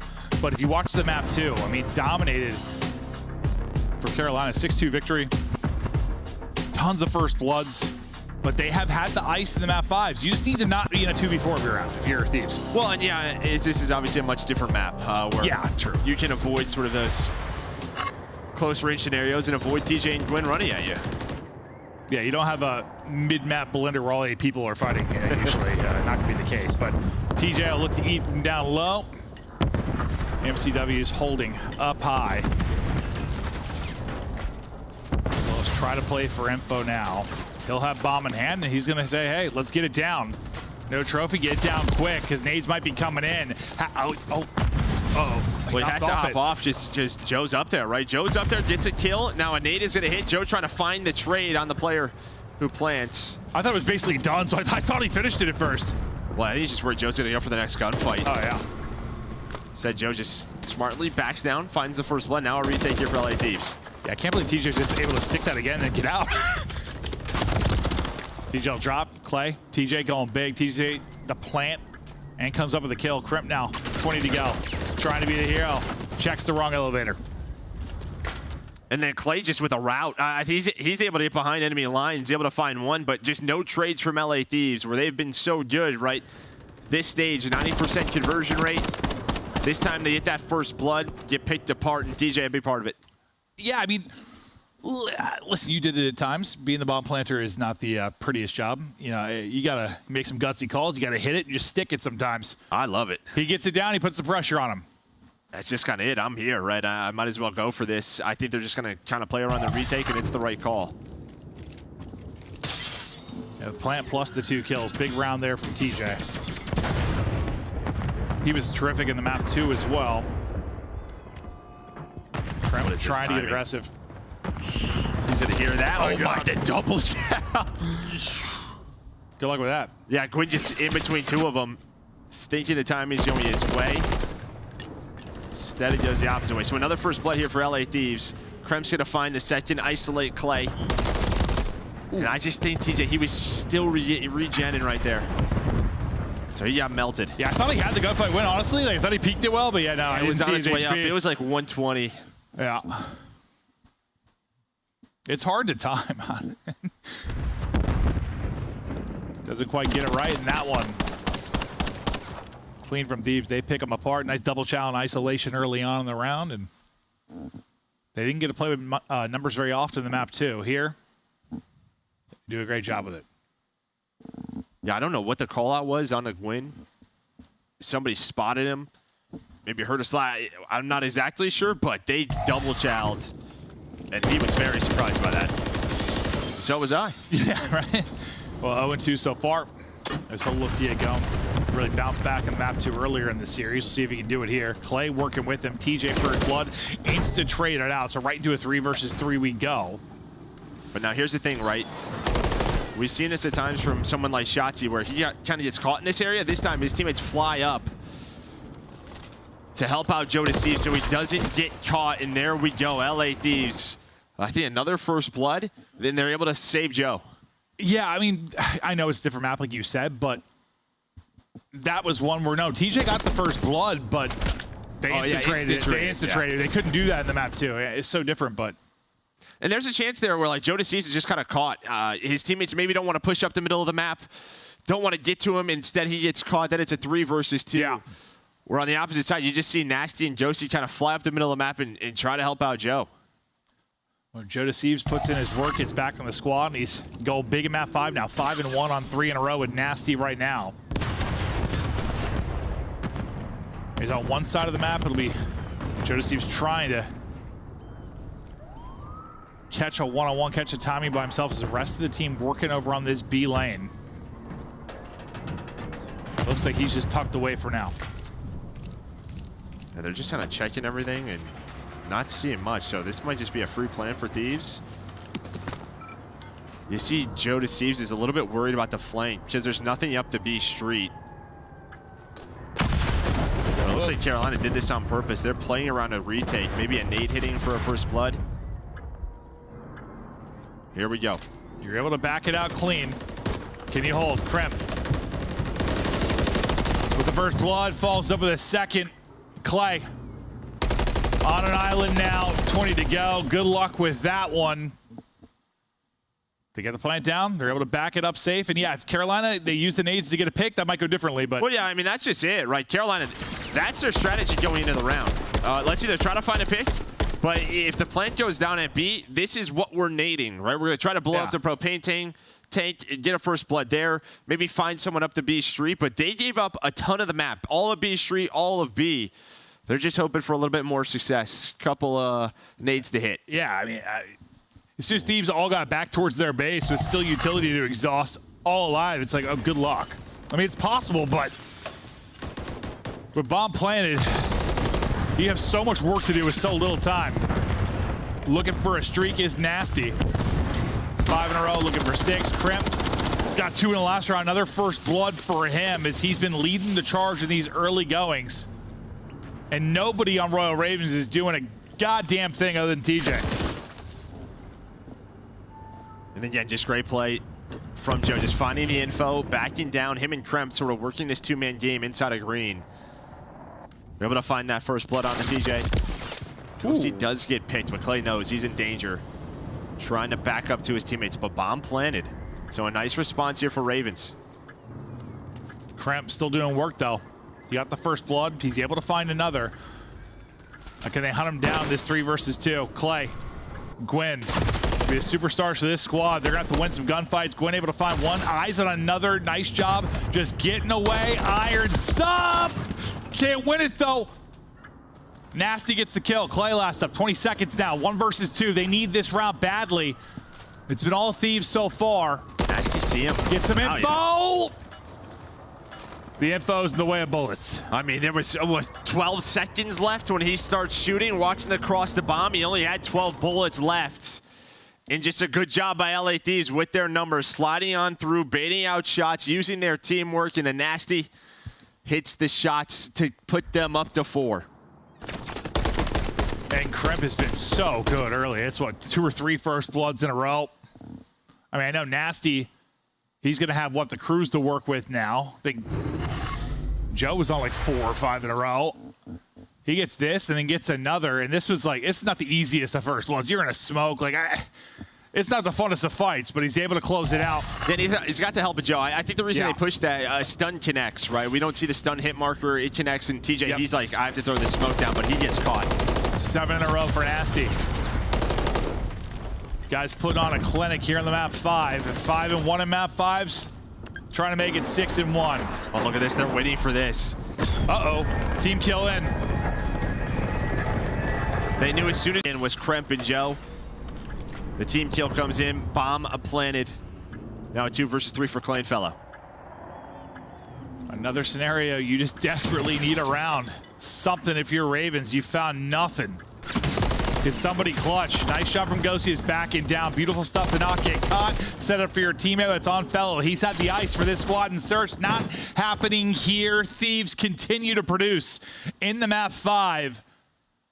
If they were a step behind the early going every round of that Rio, they've been ahead everyone here. So to say, I mean, you've been making a lot of these roster changes, bringing people in and out. At times, it's difficult to sort of build up this chemistry in the middle of these rounds in Search and Destroy, but this is, well, Rio was ugly, but this high-rise has been fantastic. Really, this teamwork out of Kremp and Joe Deceives on offense, on defense, finding first bloods and playing together. Yeah, no, it's you know, you pick some bands, like they're a lot more comfortable here. That's for sure. 8 in a row for Nasty. I mean, they were both on like 2 or 3 in a row together early. They have not dropped. It's been like 4 straight rounds that they've been up. Kremp looking for another first blood. This time not going to happen. Nasty, give him 9 in a row. This time, unfortunately, it's a teammate. Looking for more. Unfortunately, it's Clay's elbow. The flank comes through. Finally, some opening kills early on here for Ravens. They're going to have to do 5 straight. You don't want another cruise. And that's what these have been doing, right? They've been taking some risks on defense. This time, you know, last time on defense, it was through A. This time, it's up to B Street. You're hoping Kremp gets one. Instead, he starts shooting, doesn't find the kill. Nasty thinks he's in a position to find a trade, and he's not. I thought he was going to lose this for a second. I was like, oh, God, he gets a cruise. That doesn't help matters, but they're able to take him out. Step by step, round by round, you try to bring this back now. But you are in a hole if you are Ravens. One round at a time. You see some first bloods. Yeah, I mean, dominated that map too. Have not been able to do it here. TJ's been the aggressor. I mean, when everybody else had 0, basically, he had 4. Was getting going early. Wants to get up the gut. Get mixy with the rival. It's Kremp again. They got 4 first bloods for him. Yeah, that tandem, you know, they like to work as a duo. You even saw it in the Rio. They're doing it here. They are, yeah. Just which bomb do they want to hit together? Gwyn does find Kremp, and Joe's just going to back on up with that bomb. So into a 3-on-3. Gwyn is back and forth. What are these timings? Yeah, no, literally just dancing with each other. Trying to reposition for now. As TJ will be tucked away in a corner above B bomb. TJ a chance to be the playmaker here. He did it on offense from this spot. Can he do it on defense? They are just right next to each other here. He checks it though. He clears it. TJ drops. That might be the kill to close things out. Look how quickly they're thinking about rotating this, right? I mean, right from B, back over to A. Fellow 27 HP in the double chow. Again, the teamwork just so quick on LA Thieves. And they win another game 5, up to 3-0 throughout the qualifiers. Kremp's got something to say. He says we're number 1 right now. Number 1. I thought they were going to get caught as they pushed towards maybe A. number 2? Like, would you add those together? Yeah. I guess so. That makes sense. It's a 5-game series. It's Thieves. Again, that's 3 straight, right? Game 5s. It's been stressful. J-Cap's probably joining me when you're talking about hair follicles left on his head by the end of this season. But I don't think so. You keep improving. Hey, he's got a great head of hair. I'm just wishing baldness on him at this point. But as we take a look at the stats, yeah, Nasty and Joe Deceives, bro. They go 17-4. Like, there was a stretch where they just don't drop. Yeah, but look at the first bloods, right? Kremp and Joe, I mean, just, yeah, that tandem. They were just all over the map. And they were so quick on where they wanted to go. It felt like they've been playing all year, but they haven't been. So, a very strong high-rise search team. Yeah, I know Kremp's like 6-5, but listen, he had 3 first bloods, 3 first deaths. Like, he was getting so much info early on. Like, he was helping in a massive way. Yeah, statistically, it looks pretty for the other 2, but it's a team effort there. And listen, the hard point looks good. You get those wins and you close out the search. I was worried after the Rio, but different team there. Yeah, I think their Rio search obviously needs a little bit of help in their attack on high-rise control. Well, I don't even know what needs work. The Rio's so weird. Like, they were in a 2v4 3 seconds into every round. That's like, probably what they should work on. Yeah, that would certainly help. But that'll do it for our first series. We got another one to come. That'll do it for Joe and I. Hope you all have a beautiful, very sexy evening. Over to Chris. Thank you, Maven. And I wonder, is Mirko allowed to consult? I'd hire that guy. He's I would probably too. get the whole job done in an hour. Let's break down what we saw in this series, though, as LA Thieves win their third Game 5 in a row to match Atlanta FaZe at 3-0, Allie. Yeah, the biggest thing for me right now in the Carolina Ravens is they had to win that map #1, right? Like, that was their map pick. They wanted to get this series done very quickly. They're 4-1 on Karachi, so I have to tip my hat to LA Thieves in that situation because it was a beautiful hard point out of them. It was within about 20 points the majority of the time, but in the second half, those last 2 rotations of P1 and P2, flawless out of LA Thieves. Yeah, Allie, I totally agree with it, especially the map 1 call. You know, before the series, I said that Carolina were eyeing a 3-0, and that's why I picked them. You know, coming into Karachi, they're 4-1 on it. They end up losing. Ghosty goes crazy on map 1, double positive with a ton of damage, and 2 minutes in the hill, by the way. And then they lose 2 maps, but they dominate 6-star. This is 2 times we've seen them destroy a team on 6-star, right? Not get through in the future. And they did what I like to call in Game 5, passive aggression. I love it. I mean, we see so many rounds where, like, somebody shows a really, really fast look. Like, take that last round, for example. Kremp gets all the way up into their base. So Carolina thinks, oh, this is an all-out push over towards Propane. Well, no, they slow played underground. They show face B, and it's super slow, and engagement goes down, and then they hit a bolting fast instant wrap over towards Propane. So I love their thesis there, and they end up getting a Game 5 win. Thieves are taking their time, but they're getting the job done. That is now 3 straight as they are at the top of our major 3 standings at the moment. For now, though, we got to take a look at our Scuff play of the game, and this is a little nasty Joe Deceives combo. As Maven mentioned, 17-4, 9-2 for Nasty, 8-2 for Joe Deceives, Allie. And this was a really big matchup for Nasty specifically. We didn't get to talk about the Monster pre-games, but he was kind of on the struggle bus. He had a .79 to Search and Strike KD and a .85 to Control. And what does he do in the final maps of these series? He absolutely goes off. Game 4, 31-16. Game 5, 9-2. Nasty certainly stepped it up to close out for the LA Thieves, and that is now them sitting at 6-1 in game #5. They are playing the long game, and they are playing it extremely well. You know what? Good. We don't know the true ceiling of Nasty yet because he's never had like a really good roster. He's always been solid. This team continuously improves. He could get a lot better with it. It looks like he and Dan Ghosty can take turns having that pop-off game as well, and the team still finds balance. Right now, we have our winner spotlight with Dan Ghosty. And Dan, we want to start by talking to you about your fellow AR. Nasty popped off in that final game. What's working right now in the LA camp? Just honestly working on our teamwork, make sure that we're doing everything together and just really trusting each other to make the right plays. You know what I'm saying? Obviously, I heard you kind of speaking about it, but if I'm not popping off, Byron can pop off. If Byron and I both aren't popping off, Joe or Kyle can pop off. And we have a lot of trust in each other to always make the right plays, you know? Absolutely. Dan, congratulations. Now sitting at 3-0 as we head a little bit closer towards Toronto. I want to know, what is LA Thieves' biggest strength right now, and what are you focusing on as we head to LAN? Honestly, kind of the stuff that I already talked about, making sure that our teamwork's on point, making sure that our utility's on point, and just truly trusting each other and the game plan that we're putting into play, you know? Yeah, what are you most confident in, though? Where should we look out for LA Thieves? Ooh, confidence? Honestly, might just be our pace, you know? We play with a very efficient pace, I like to think, and I mean, truly, it's some efficient COD that my boys are playing. Really proud of them. I got carried. Love it. I mean, you went off on that map #1. 2 minutes in the hill, by the way. I did see that. You're fine. I want to ask you about the hard point. You know, it's a big turnaround. Obviously, you bring in Joe Deceives now. You're extremely competitive there. With the search and destroy prowess that you guys have had over 2 stages, combining the 2, how far do you guys think you can go here at this next major?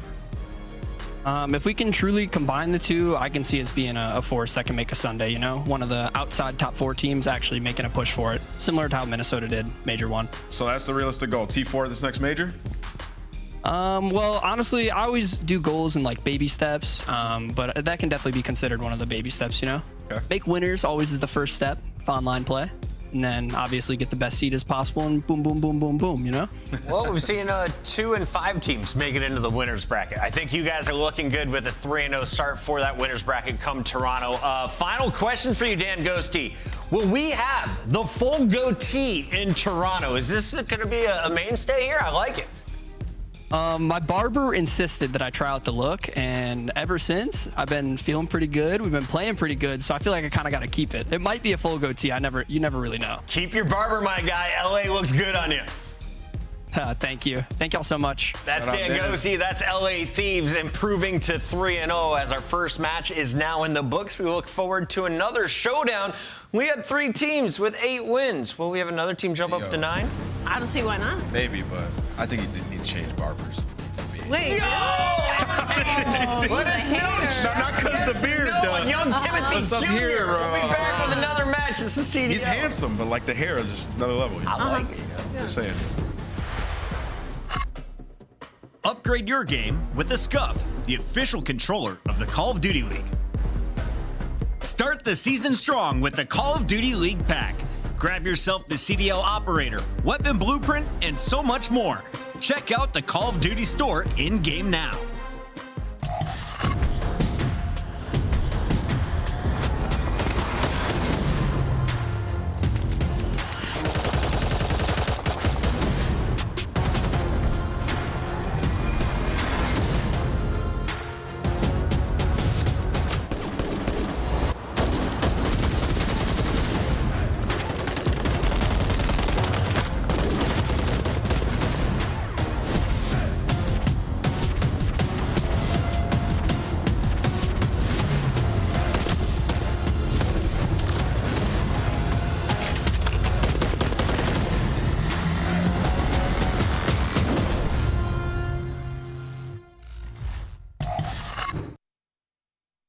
Do I need to? Okay, all right, I can. Okay, here we go. Can I open? Am I strong enough to open this? Yeah. You can open it for me? I'm not strong enough. Are you serious? I need you. Well, we got to take this You're off. my work husband. We got to take this off. Oh, Okay, that hold helped. Now can I do it? Yeah, probably. Go. Come on. I can't do it, dude. Twisted bar. I need to chug the syrup. Is this guy serious right now? Oh, you're very strong. Did you get it? Not the headset, please. Yeah! Oh, God, what are you doing? Oh, my gosh. That was way too much. We've got inside on stage. That's delicious. Okay.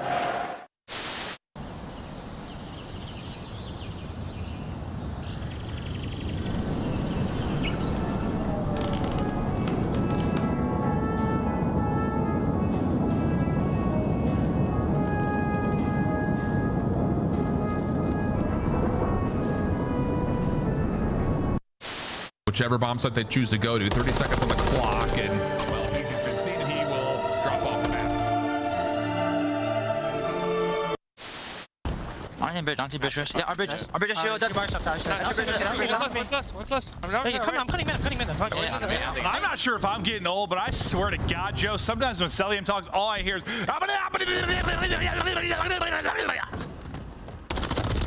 yeah. We're going to have some laughs during this match, Maven. I'm going to openly just ask, who will be the worst player we see in the All-Star game today? The worst player from all of these teams? Oh, this is hard, man. It's the All-Stars. Oh, I got to think about this. It's going to be Octane. You think it's going to be Octane? Yeah. He was a beast, so he was number 2 overall S&D KD. Yes, he has, but guess what? Octane's had one good event since like 2016. I'm going with Nameless just because he can probably hear me right now. He's going to choke big time.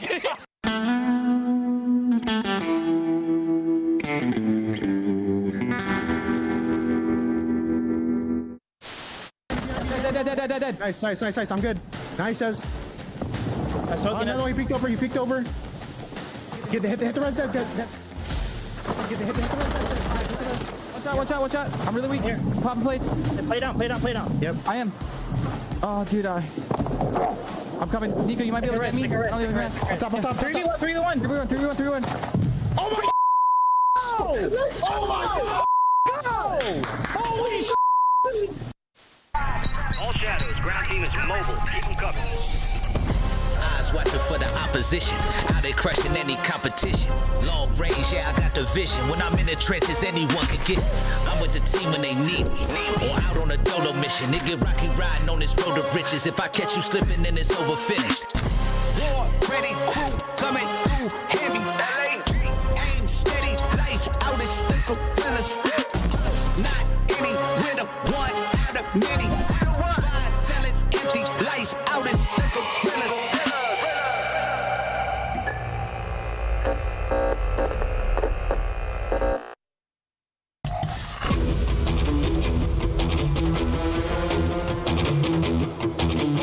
Full throttle, we going full throttle.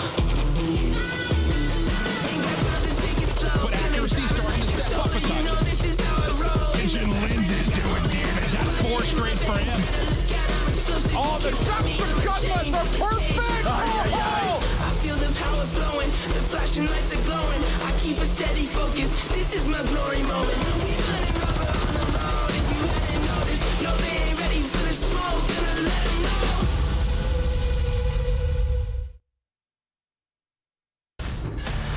Welcome back. It's time for the team with the most intros in the CDL to take on a squad that is rebuilding their lineup. Minnesota taking on LAG, and tonight we see some fresh faces. Before we talk about Flames and his addition to LAG, let's break down what's been happening in Minnesota. Allie, after Major 2, this team pulled the plug on the previous roster and implemented some new blood here. Yeah, and we talk about kind of Minnesota Rocker having a really tough start to this split simply because their strength of schedule has been extremely hard. They've played a lot of the top 4 teams, but most recently against New York Subliners, they were able to keep things close, but they are also on a decline. So I think the biggest question mark right now for Minnesota Rocker for me is when they're all going to get on the same page. But the pace they're setting in these matches are extremely close. Yeah, I mean, I will say they've had some close games. They did make a 2-man roster change, so we give them a little bit of grace. And they come in versus Boston, and we sort of saw, like, their plan come to fruition. You pick up Standy so you can fix your search and destroy.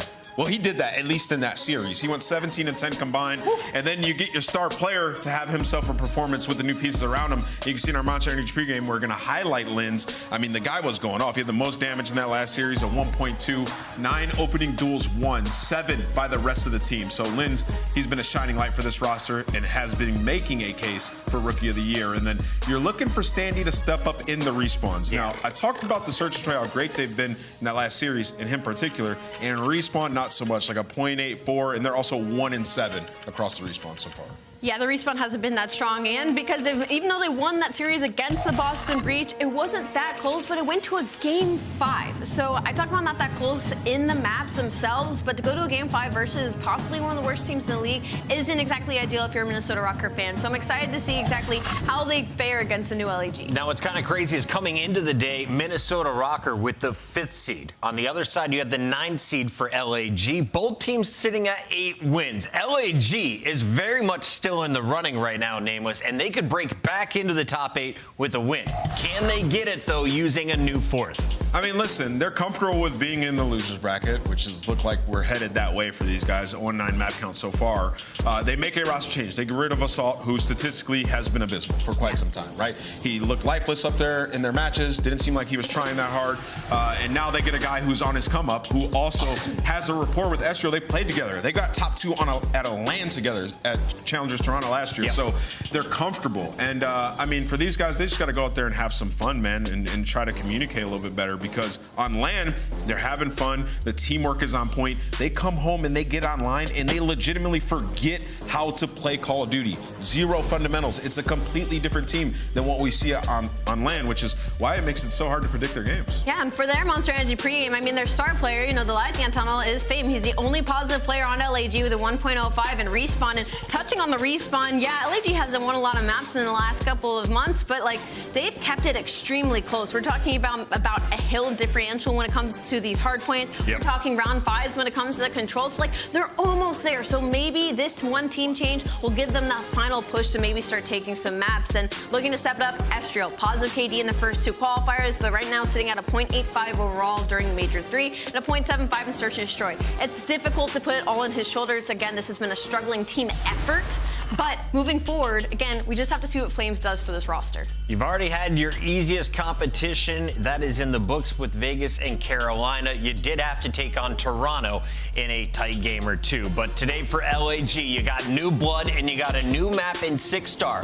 Can we get to a Game 5 where LAG has shown clutch moves in Search and Destroy? I mean, we can. We've seen big moments from guys like DC and Estrio on LAN, Fame in the Search and Destroy. That's where I think they need to find their success. Like at the last major, they were 3-0 in S&D. They did have a little bit of a run. It has to be through that game mode. And, you know, the problem in this matchup is the 2 Search and Destroys are what Minnesota just played and just dominated on. So it'll be tough. Time for our scuffed pick'ems. Let's lock them in and make them official. Nameless. I chose the Royal Ravens. Ethan was wrong in our first matchup. I'm about to be right, and I'm going to start it off here. LAG.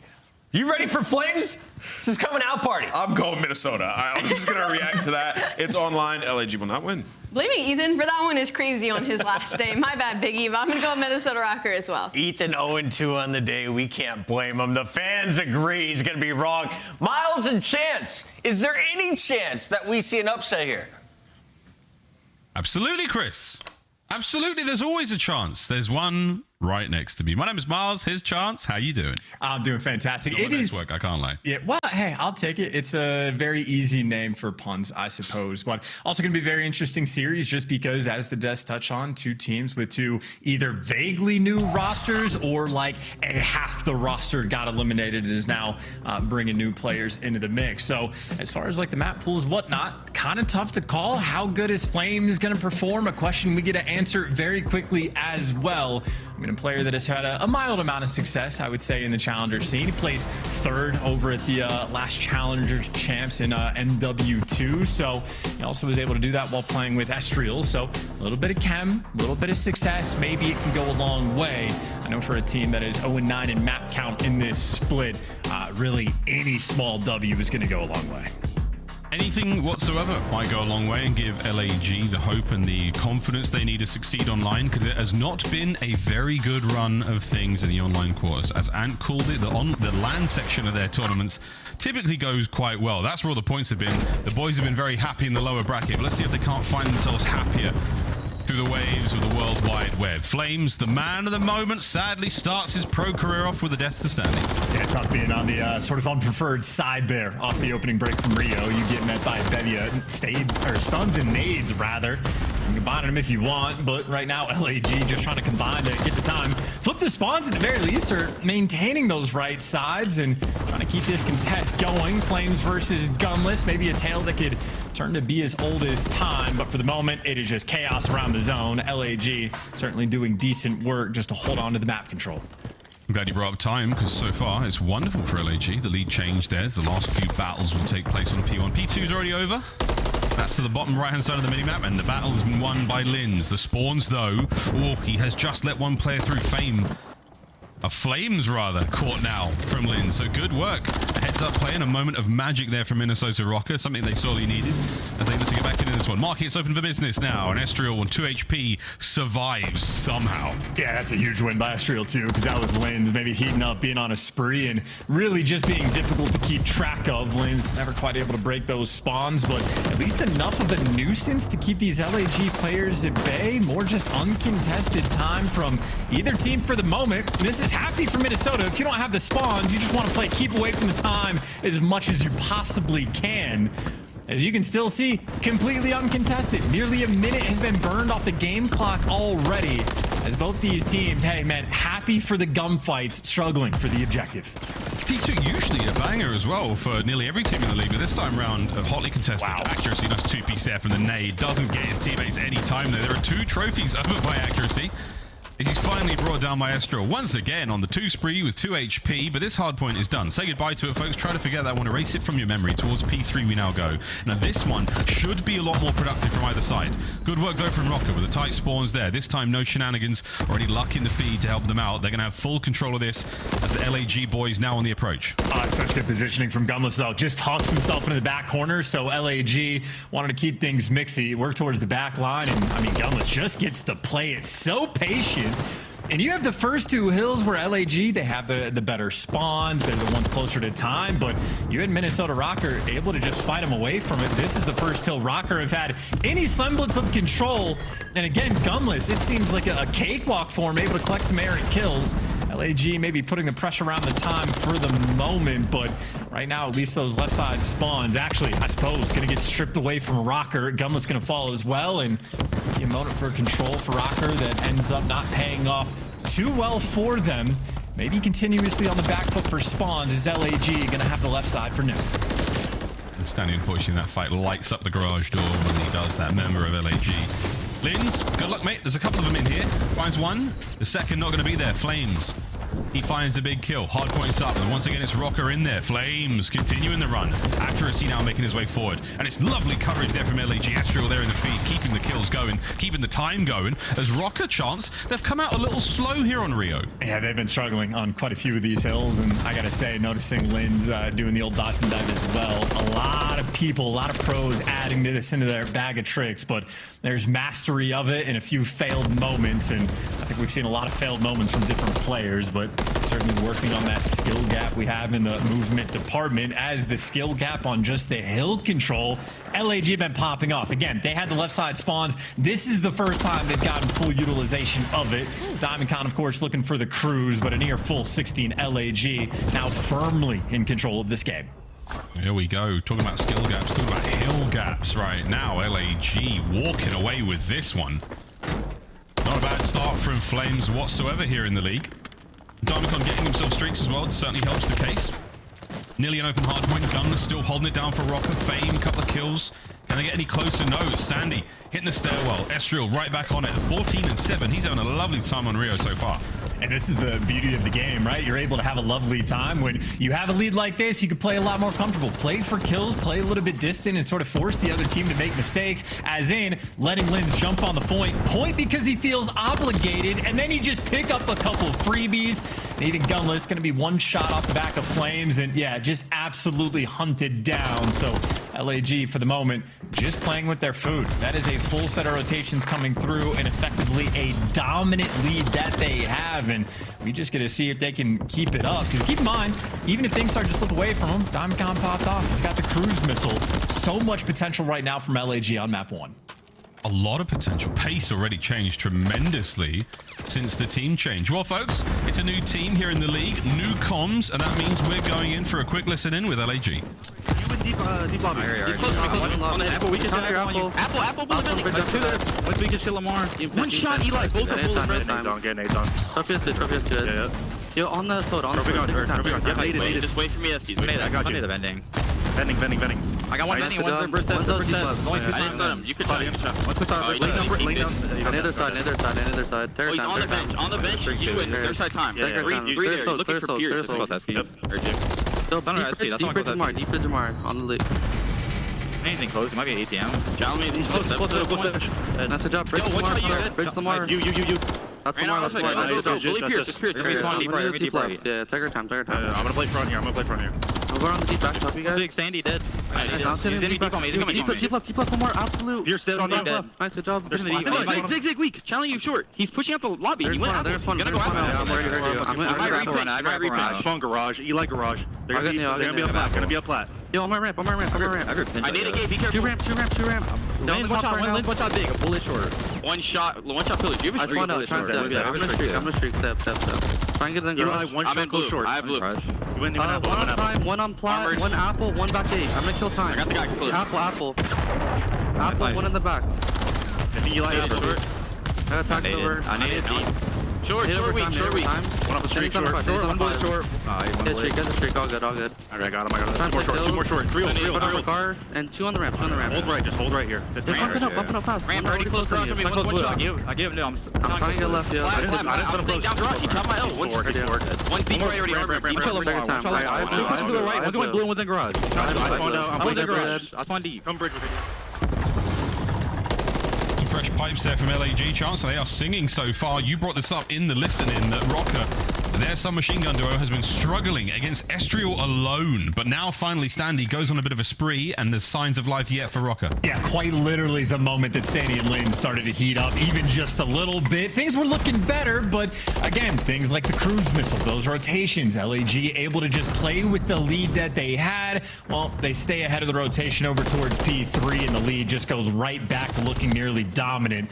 DiamondCon does get traded out, but a moment where you needed the SMGs right there to pop off, maybe to be Standy's moment to pick up an extra few kills, or at least the back spawns come through, and well, there you go. Rocker will take a little bit of luck, punish maybe that small mistake from LAG, but that is quite literally just to be collecting this scrap time. Rotation over towards New, and I mean, LAG, they want the left side once again. They're gonna have to fight through all to get it.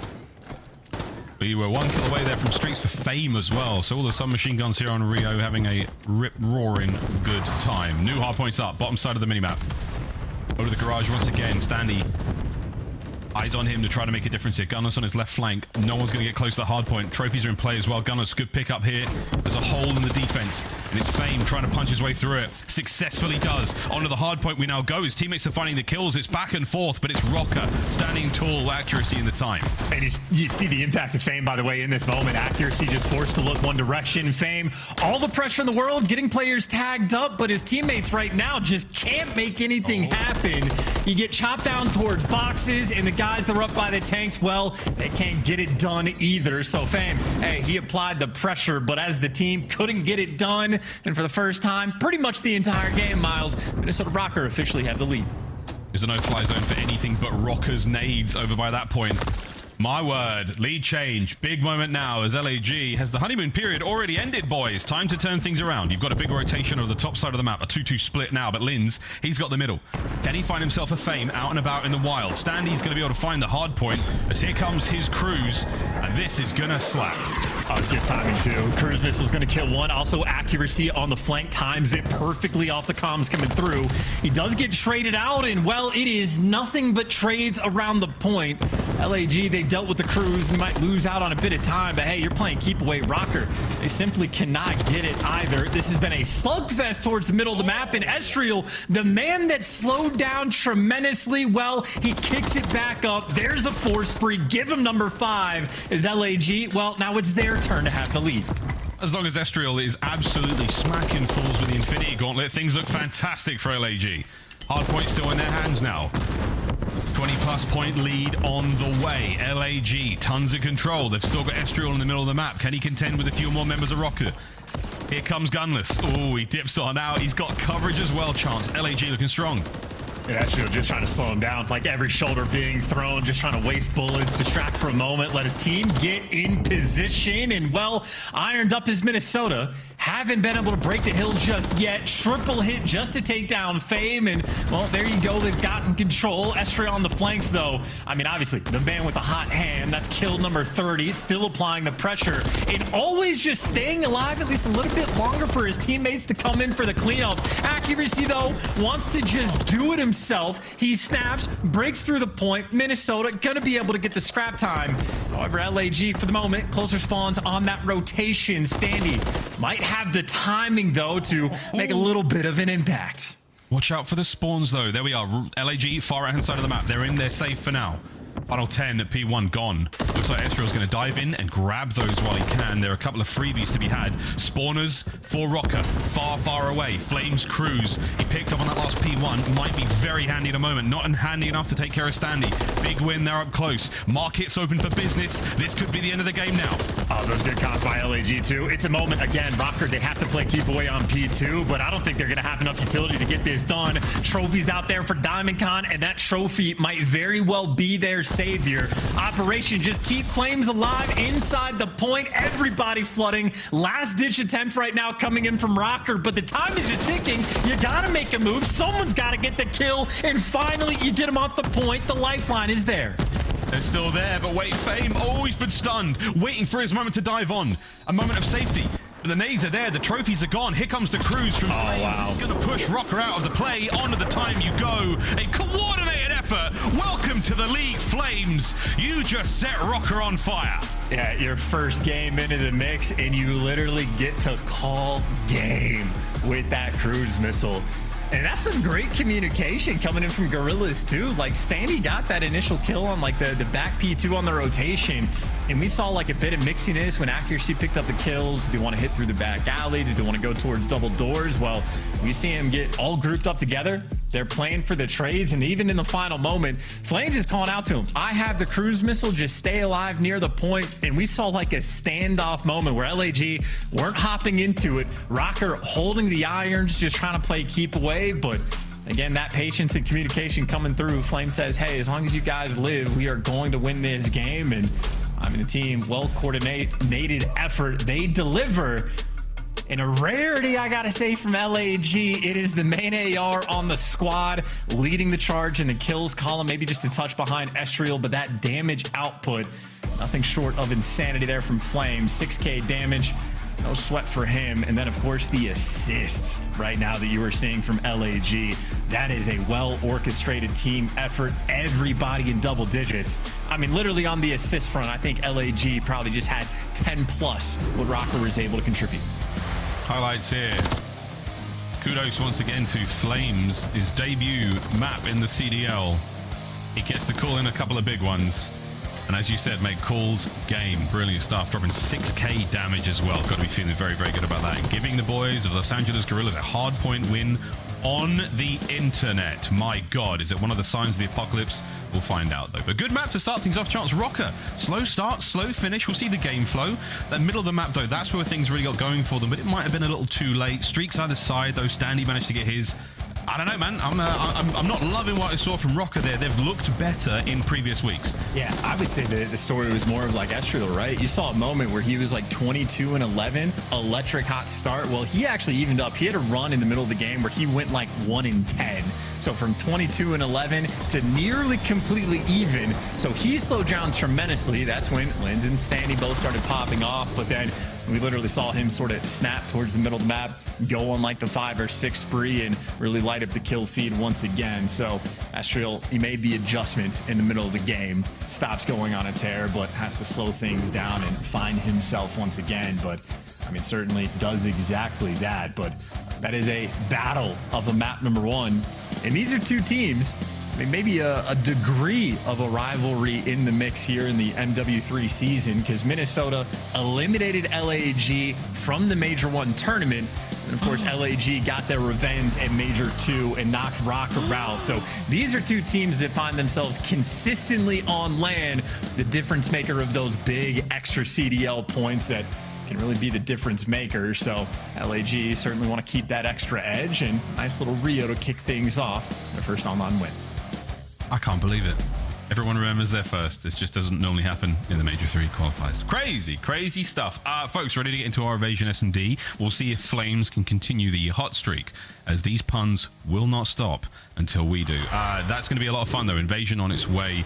Chance, I'm very impressed by what I saw out of LAG there. I thought the comms were nice. I thought they sounded very, very ready there in that game. And then the assists, that's the biggest difference maker for me in that stat line. That is a huge amount of work from the team together, which we don't often see. Absolutely. And again, Rio is a map. Like, if you've played it, you have an understanding. If you watch it get played, it is very fast. It is very mixy. And to see those little moments from a team that is fairly fresh players, quite a few rookies on this squad, able to orchestrate that kind of teamwork, it's always a good sign, because it's like a typical theme in Call of Duty. In any team sport, it's better to be on the same page, even if it's a bad play, than to have good plays in the idea, but to be disconnected. So you want to see the teamwork, and well, certainly in the Search and Destroy, you want to see more of it from LAG, an 0-3 record. Obviously, the team just has not, won a map yet in this stage outside of the Rio, so it has been a pain point for the squad. And I know for the interesting thing for Rocker, obviously a few different teams that have been in the mix now that are contributing towards these stats, but the last time we saw Rocker on Invasion with his current team, they got a 6-0 victory. It was a bully beatdown moment where they did everything correct. That was a moment where Sandy able to pop off a handful of clutches he was able to get. So I know Rocker, a lethal threat in Search and Destroy. LAG, they get to test their mettle. And I like Gunless, by the way. On that spot, he just calls out every single player on the cross there from LAG over towards B. That's going to let number 7 and number 8, Sandy and Linz, get a bit active towards Cafe. You are expecting, of course, Los Angeles Guerrillas with Flames, the newest member of the roster, not necessarily to be that proficient at S&D. This will be a very, very strong test for them, as Rocco with a clear-cut advantage just in terms of practice alone. We'll see, though. Flames still with that bomb. He's not really making too much for moves. Fame, he's teetering towards that B-bomb site chance, but still a lovely setup here from Rocker. Not to mention Standy, who could spring to life any moment now and cause problems. Well, Linz, might have to help accuracy out. There's no trophies. I mean, this guy should get naded out like crazy and jump on him. Accuracy at least gives you 1, so he's done his job, but at least an approach towards the B site. Diamondcom bomb in hand. But LAG, they're just not making moves. 25 seconds left on the clock. Meanwhile, you now have guys like Standy getting active. And LAG, I mean, barely any time to work with. Now the bomb is out over towards A. 15 seconds left on the clock. Maybe happy to get it down, but this will be a very difficult round for Diamondcon to clutch. Yeah, good luck, Diamondcon. I mean, at the very least, plants the bomb, gets himself the trophy system to play with in the next round. No kills, probably no damage. Oh, can he get a kill out here, though? He's made a bit of a sneaky play. Creaks the door. Eyes on the first. Standy gone. Middle of the map was gunless, though. That was the problem. The one variable he couldn't account for.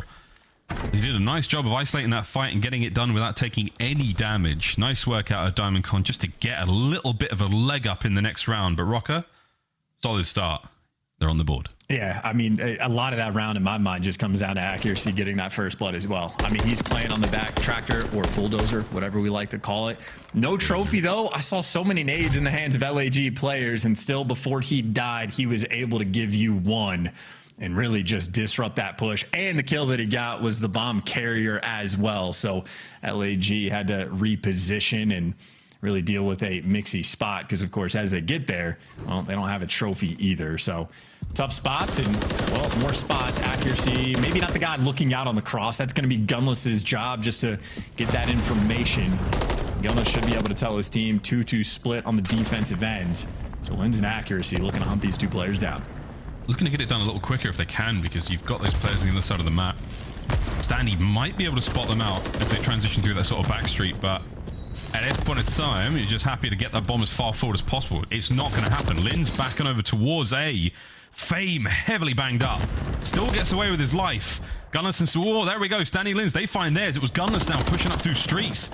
Estriel removes him from play. A man up from Rocker and an opportunity to plant the bomb. And you see, as soon as he dies, though, bomb is going to go down. So Rocker making the right call at the right time, and accuracy running for his life. Might be able to get away. The speed demon just trying to run away from Estriel. Can't do it because Estriel has been zapping. Unfortunately, his teammates don't give him much. Gonna have to clutch effectively a 1v3, and it is just God spots the whole way through. Gonna have to fry Linz and win a 1v1 against Standy. Yeah, just cannot get it done. Linz, no funny business there. Dolphin dives, takes care of business, and Rocker get the round. As expected, 2 clean rounds from Rocker. No shenanigans whatsoever from LAG. I think for Flames as well, I mean, this is the big leagues now. You are playing against pros, players who have been around the block a long time. Flames' career, by comparison chance, very, very new, infantile, if you will. Yeah, I mean, I think he really first started making noise in like Black Ops 4, maybe one of the off-season grinders as well. And then as far as like his like true challengers career picking up, I mean, MW2. So yeah, very fresh in the competitive environment, and not an easy thing to go against guys that have chips all the way down. I mean, Gunless MVP for a few different years. So certainly a true test, and well, back on the attack, stagnant for LAG once again. A lot of these rounds, the game clock has been burning. Still plenty to work with for a minute, but I'd like to see him just a touch more active maybe than the previous rounds.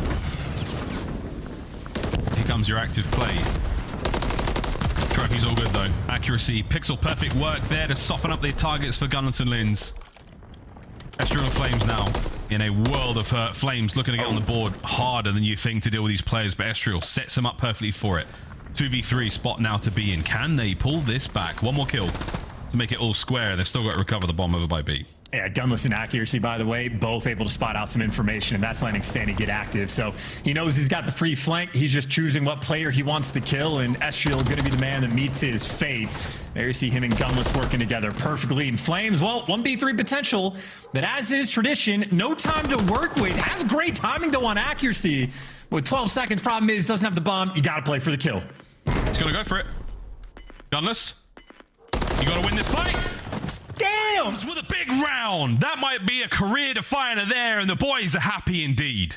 LAG, get on the board. Hey, that is brutal too, because that is a round where Rocker did everything right from start to almost finish. And then after Flames gets the first kill, accuracy just not even bothering to look through like the bulldozer, get the information. So Flames, I mean, jumps on it. He has to make a hyper-aggressive play, but does it perfectly. And then, of course, the mind games with the door. Just tries to make Gunless second guess himself. So, and we talk about that Black Ops 4 sort of like off-season grinder. That's all S&D. That is a hell of a play right there. Not a bad 1v3. Help your team find a round. Diamondcon, the lone man here, keeping these streets safe. Good comms there over towards Estriel, not necessarily needed. So a start here for LAG that they'll be very happy with. Bomb down in the middle of the street. Standy looking for the recovery, but LAG holding this one down well. This would be absurdly impressive if Flames is going to be the guy, rookie, first match on, calls game in game number 1 and really gets that momentum back in game number 2. Still a long way to go, though. Minnesota Rocker, again, they have been very clutch on invasion. They're trying to work this A street, but they're being met by Flames, who, not giving away anything, doesn't even take damage from the exploding Humvee. And now 35 seconds left, and Rocker still have to grab the bomb as well. So consistent problem on invasion, not a lot of time to work with, and Fame getting active. Hunts down the player, 3v2 though, a couple trades coming through, but Fame, well, might just seal their fate. No time for accuracy, and still is not even bothered trying to collect that bomb. He's on the flank now, the pickup. Fame stays alive, and it might have been Flames who picked up the final kill, so that'll be his 4th now. LAG, 2 in a row. Oh, this is getting spicy. This is getting quite spicy. It was Flames. Okay. And I do wonder. What are we going to do now, Rocker? Well, oh, sorry, mate. Well, I think the Gorillas, right? They're going to be on the attack. I think they just keep working the B site. Like, why not? I know the late rounds, they might roam back towards A depending on how things develop, but their plan of attack seems to be basically just run at accuracy and, I mean, pressure him to make the play. Or make the play, excuse me. I suppose he has been pretty on point with it. So maybe a much more stagnant look this time. I just want to see them make a play with like more than 30 seconds on the game clock. That's what I want. Yeah, take the initiative, you know. Give yourself some cushion to slow down, make a mistake or two, make some reads. Okay, that's a read. Why not? Yeah. Ask and you shall receive. Boy, are you cheating? What was that? Instant read. Yeah, he's got to be there. The 9mm rips through that piece of wood. Man advantage LAG, and they're making it chance they're on A. Bad news, so's Gunless. Well, he gets a kill and gets out. And the flanks come through. I was going to say, accuracy and Standy just jump towards the middle of the map. So you turn this into a 2 versus 2 where you have Standy just in the thick of things. Estriel too busy YYing to have the right gun, but gets it right that time. Doing a little dance, trying to take down Standy. Running for his life, can't get away, and Gunless left alone in a 1 versus 2. The windows on this bad boy. Big P, stay alive. Here comes Estriel. Wow, what a big win. Flames, can you keep your run going? 10 seconds on it. Gunless knows he has to get the hit, and he's tagged up, and Flames clutches up again for LAG. And streaks are certainly on the menu now, boys. And that's a good clutch, too. Gunless just trying to play with the intel, but Flames doing a good job just getting closer and closer, and then you get to see more and more of Gunless through that car. I'm assuming this is the wall bang look. That's a no intel look, by the way. He didn't get called out or anything. Estriel just spot checking it, looking for the information, and ends up being perfectly. So we're talking about Flames the rookie. It's him and Estriel that were the duo at the end of MW2, and I mean, Estriel, absolute shooter so far in this series, and Flames backing him up right there with him. Kill away from a cruise, which could be devastation. As Lynn's fearless just says hello and plays peekaboo, gets out of dodge. First time in a long time we've seen LAG looking very comfortable in the mid-map defense from Invasion. I remember the previous lineup. Much more spread. No one too happy for it. Nice work out of Diamondcon there. Backing up Fame here. This is a lovely setup. They're going to be able to in and out these kills. The old hit and run, guerrilla warfare, if you will. That's right, boys and girls. It's all in the name. Flames looking for the 6th kill chance. He's not going to get it with that nade, but he's helping his boys out. Oh, Gunless gets a nade of his own. Big P's pushing forward. Fame should be able to pick this up just about. Trades now done. Flames gets extinguished as Lynn's and Standy now in a 2v1. Well, Estriel's alive, though, so the clutch potential absolutely here, and you're not going to read this. Out of every place you expect to get shot from, Deep A Street, not one of them, but for the moment, Lynn's and Standy working together. Close quarters setup, those two are just roaming together and making it as difficult possible for Estriel, who has not had good timing at all so far in this round. Not a lot of luck going his way. Yeah, he's going to crack this door, see the trophy. Oh, okay, Lynn's awkward spot to be in. Decent damage. Are you going to reach out for Standy, though? Standy is the insurance policy here. Even if you get the kill, Standy's going to be able to jump up and get involved in that fire. Rocker, good job. Tourniquet applied, bleeding stopped. Let's see if they can't continue this success. It's that honeymoon period, man. It's one hell of a situation to be in for LAG. It can be wicked too. And like so far, this game has just been nothing but the mid-round adjustments. Because even when the first bloods have been rolling through, both teams have been fairly active in the playmaking department to sort of make amends for those odds. So I know Diamond Con ripped accuracy first thing, but then after that, again, Rocker roaming together, able to make sure the trades roll through. And I think Standy wins the extra gunfight on Flames, excuse me. Wow, Flames and Fame. That's going to trip me up at some point. I mean, it did right there, so. I've already got it twice, I think. Yeah. Flames and Flame. No, both wrong. Good luck, fellow commentators. Slow round. It's Gunless peppering up the A side of the map. And it's a slower look here from LAG. That bomb's way closer to A, but there's still opportunity. Again, you've got those spy lines in the back street. You've got these open arteries to just send that bomb towards B or A. The problem you've got, though, is the time. Get this done in the next 10 seconds, you're all good. But when it starts to go red, then you're basically all dead. Oh, hunting and killing. There it is from Linz. Him and accuracy working together, both just chomping on their gum as they go. Actually, those strikes right back, just like the Empire. And, well, now you do still have a 3v3. Again, the plays in the middle of these rounds, in spite of the first bloods, both teams have been on point. Hunting and killing does sound like a budget version of Search and Destroy, and that's where we're at right now. Fame trying to get the Destroy component done. Bomb down at A. In this good old 3v3.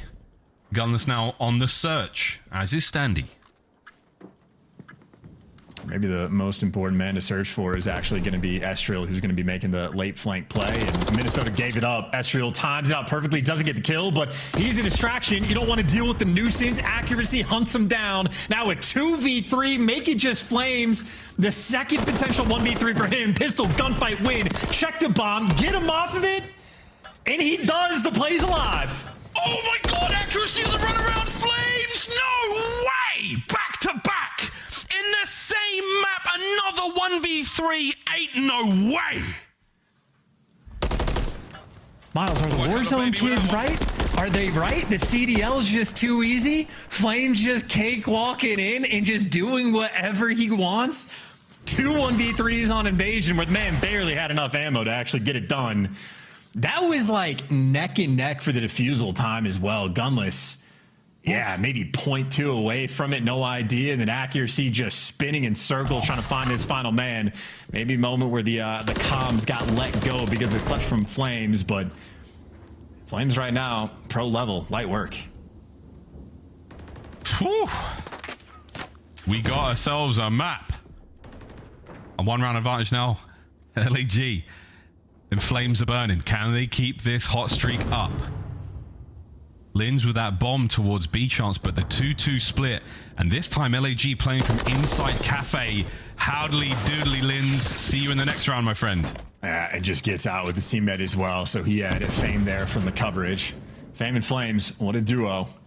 Not for Minnesota Rocker, again, forced to make some sort of a play, but you just expect the trades to be able to roll through here for Gorillas. You're taking a pixel gunfight for the moment. And Standy, great damage, but there is absolutely no follow-up. Accuracy falls as well, and Gunless is just going to get traded. A 1v3 from Standy. He can clutch, but not against Flames. There to shut him down for the final kill.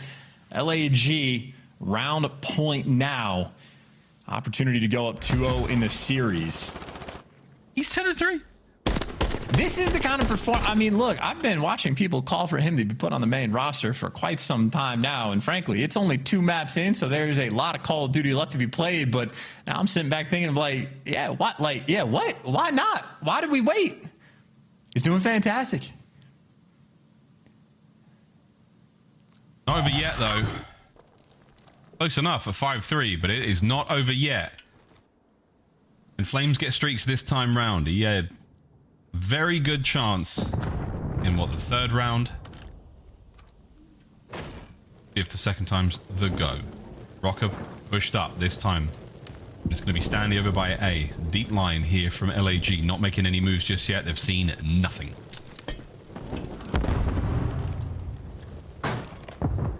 Stun check to clear out Cafe. Nobody's home.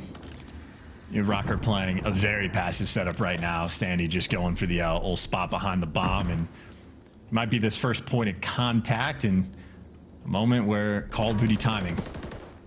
It's gotta break somebody's way. Waiting for any kind of audio cue whatsoever. Flames is going to crack the door P with his team. Standy smoked. That Streaks, that's bad news. It's coming in hot. Not wasting any time whatsoever. Flames going for the kill. Ezreal gets taken out as well. Shuffle, run, scatter the squirters. It's gunless. He gets taken care of. Fame down with the bomb plant immediately. LAG have executed flawlessly so far in this blistering final round for them. And LAG also have the full setup as well. Someone to watch Dark, someone to watch full flank, and now Diamond Khan's got Ace Street, and he's got the timing, accuracy falling, and Linz now has to clutch a 1v3 of his own. 1v3 for Linz. Flames, eyes on. LAG looking to close it here. Fame with big damage in. Linz, you're going to have to find the gunny. 21 seconds. It dives through. He cuts their lineup in half, and it will be the man of the moment. Flames, once again, scorches Rocker, now in the search. Yeah, no, this is Flames lobby, and they are all just living in it. The first 1v3, honestly, completely unacceptable. You have a tracker that you can see through, and he just finds the timing with 13 seconds to look, or like to run past it. And not even just for that. I mean, maybe Gunless should have been watching over accuracy. I don't know what the comms were like, but certainly someone from Rocker dropped the ball. And then the second 1v3 might have been worse, or maybe better on the side of Flames. But like, these are 1% plays that Flames is out here making, and he delivers 13 non-traded kills.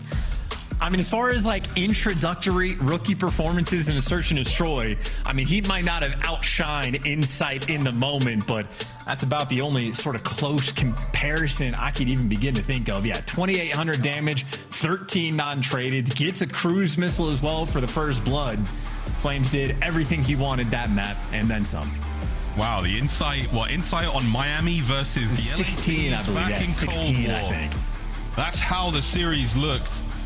And it was all kills. Only the first round did we see Rocket hit that defuse.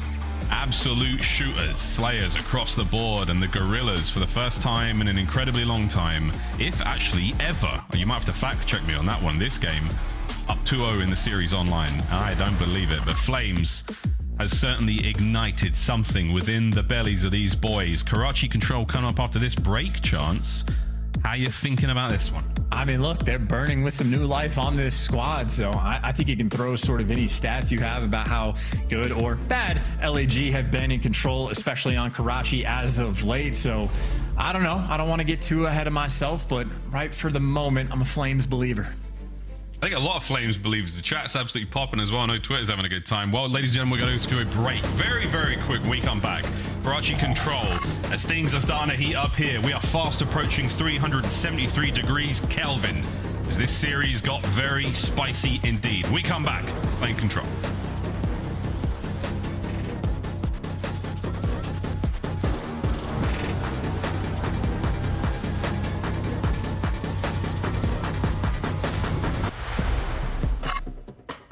Upgrade your game with the Scuff, the official controller of the Call of Duty League. The Call of Duty League is brought to you by Monster Energy, the official energy drink of the CDL. Man, this is nasty. These guys are just playing next level Call of Duty. Wait for it. Send it.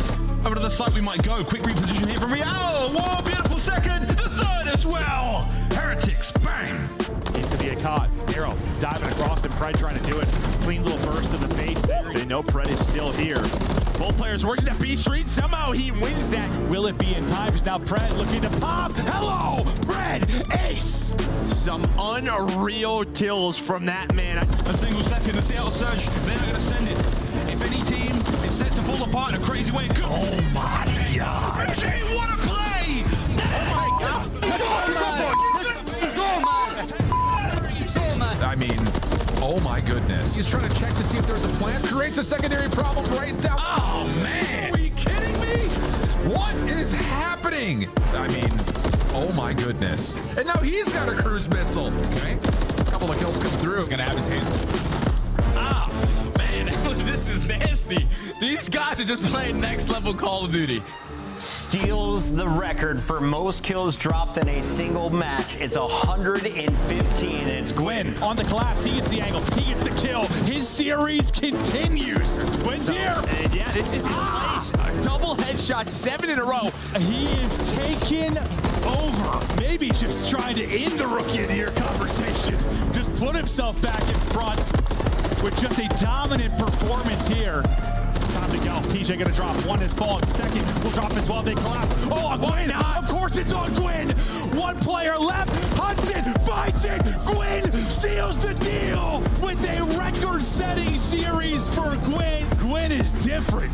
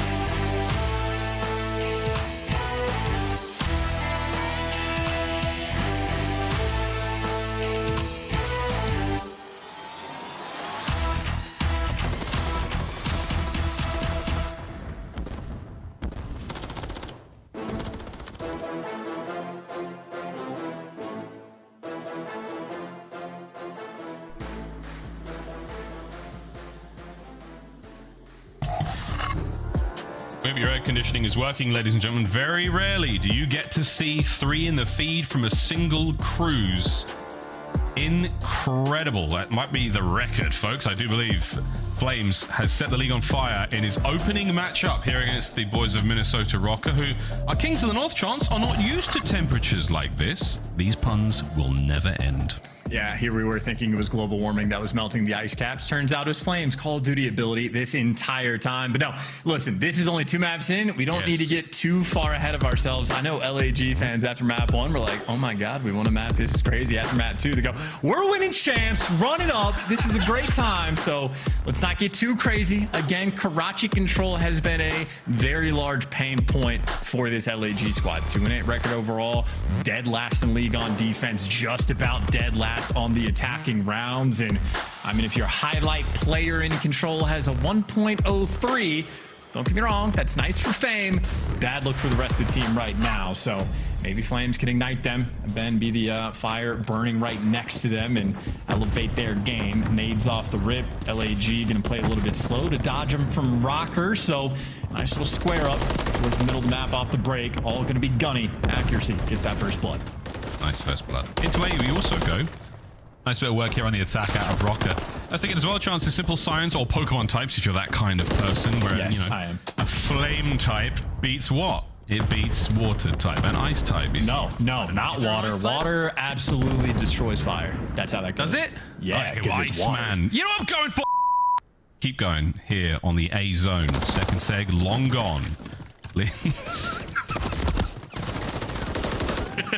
I'm just disappointed in your Pokemon knowledge. Like Linz was disappointed in that flank. I mean, just straight up easy reads, go prone, watch it, nothing cooking there. And well, neither is Flames for the moment. 0-1 is that is a very slow and patient 8 points secured. And Minnesota Rocker, virtually every single second they could afford to capture B, they've gotten well over 2 minutes on the game clock. And Sandy pops the dead silence to go hunting.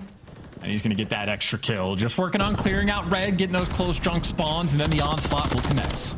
I do actually know very little about pocket monsters, I can't lie. I've got something funny to show you during the break. 3-0 though for Stanley. It's been a very low kill game either side, but that doesn't really matter. B is the only zone that remains here in our opening round. LAG, I said this about the search and destroy. Surely a team with this little practice shouldn't be very good at these game types that require more practice. Well, LAG, it's shoving it here. Into B we go. Stanley towards that back alley. The wrong man you want to be dealing with there. Flames in on it with the Renetti. Accuracy now trying to keep him back, and he wins it with a little bit of help from his friends. He and Gunless now making that first segment a thing of the past, and B is soon to be gone in a moment. Well, that's a big win for Diamond though. As long as you can get past the dumpster, you're feeling great. With those initial gunfights mean everything, and because Diamond Con gets out, well, that rocker push is going to collapse, and LAG seizing the moment as well, jumping up and trying to push as much of the map as you can. And Flames, hey, he'll do it with the Rival 9 too. Kid is confident, does not care, and well, he picks the perfect credit. Him and Estriel, again, good chemistry between these two. Whether or not he gets this first kill, they will certainly get the trades. Look at this spot from Flames. There's a monster under the couch, you didn't check it out, and now, oh man, Linz and Accuracy just got peed on there. That's tough. Flames finds his 4th in a row now. Finally getting a bit of defensive work going for LAG. They struggled immensely in the opening minute and a half, but now the final minute of the game remains, and we'll see if they can't hold it all together. Another couple of good hits from Rocker, though.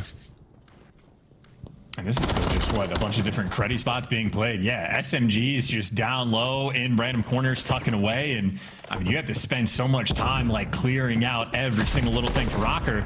Really not much cooking there. Accuracy trying to jump out and clear out Red, but he just gets shot in the back. And again, LAG just crawling around Red.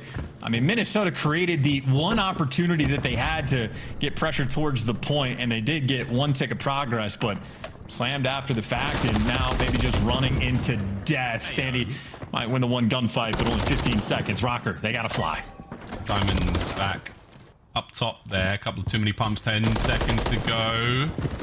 Flames could get streaks here. Whoa, doesn't get it. Linz is on it. 4 seconds. That kill from Diamond might have done it. Can they get in and stop the clock? 0.8. Gunless is in. Gunless is gone. For a brief moment, it was on for Rocker. I mean, even earlier on, again, they captured the A zone instantly. Absolutely no pressure. Had a bunch of extra kills as well. Maybe a 2:14, 2:15 on the game clock, something along those lines. They also took their time, cleared out Red. They did everything right. And then Diamond Con, the only man that was able to cross over the dumpster, get towards the back alley, had one gunfight to win. He delivers it for the team and really opens things up for at least the defensive team. And after that moment, LAG simply never looked back. So pretty strong round there on defense, and maybe SMGs on Rocker that continue to struggle. This time Linz 3-10 in round 1. He was certainly trying. Fame on the board. A-zone's not going to last for too long there on the attacks. Good work out of Rocker. The 2-man hit from the top side of AC. And now, like rolling thunder across the map, Rocker will be cleaning house. And so far... Oh, here we go. Oh, no, a couple of issues. Like Diamond Con and Fame, they are the Lego on the rug that you didn't look for. Ah, your toes are now in serious trouble. The delicate, tender underside of foot being punctured. My God, the stack. 3 players in it.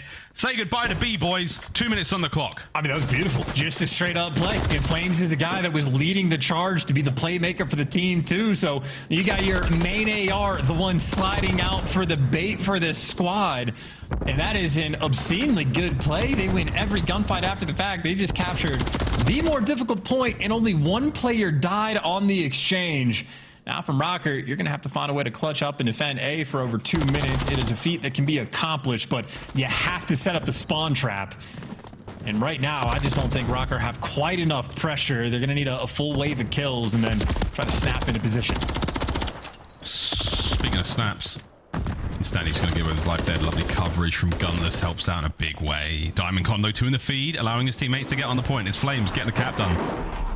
Stanley with the cruise. Should better get at least one of these players off. Is it going to be enough to get his teammates in position to clean up the rest? This is nice from Rocker. 3 clean in the feed. Linz, 2 of them. Well, this is spawn trap time, right? Stanley, the player, really in the prime position. Linz going to be on the other side. You see Stanley strikes in the feed. Linz does not. He gets dropped and taken care of, and that is the floodgates through junk opened up. That's where at least 3 players from LAG are going to go, and for the moment, Gunless just too many things to watch. Has eyes on one, but Flames got to be taking a deep route on the map.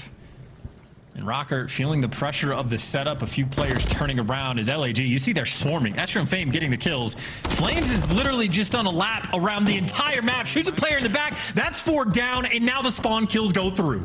That's going to be it. That's 2 players on it. LAG are stacking this very well. Flames with the cut-off kills. Stanley reads it, gets it, but it's not going to be enough. The map is done. The round is over. Bye-bye, boys. A captured. LAG.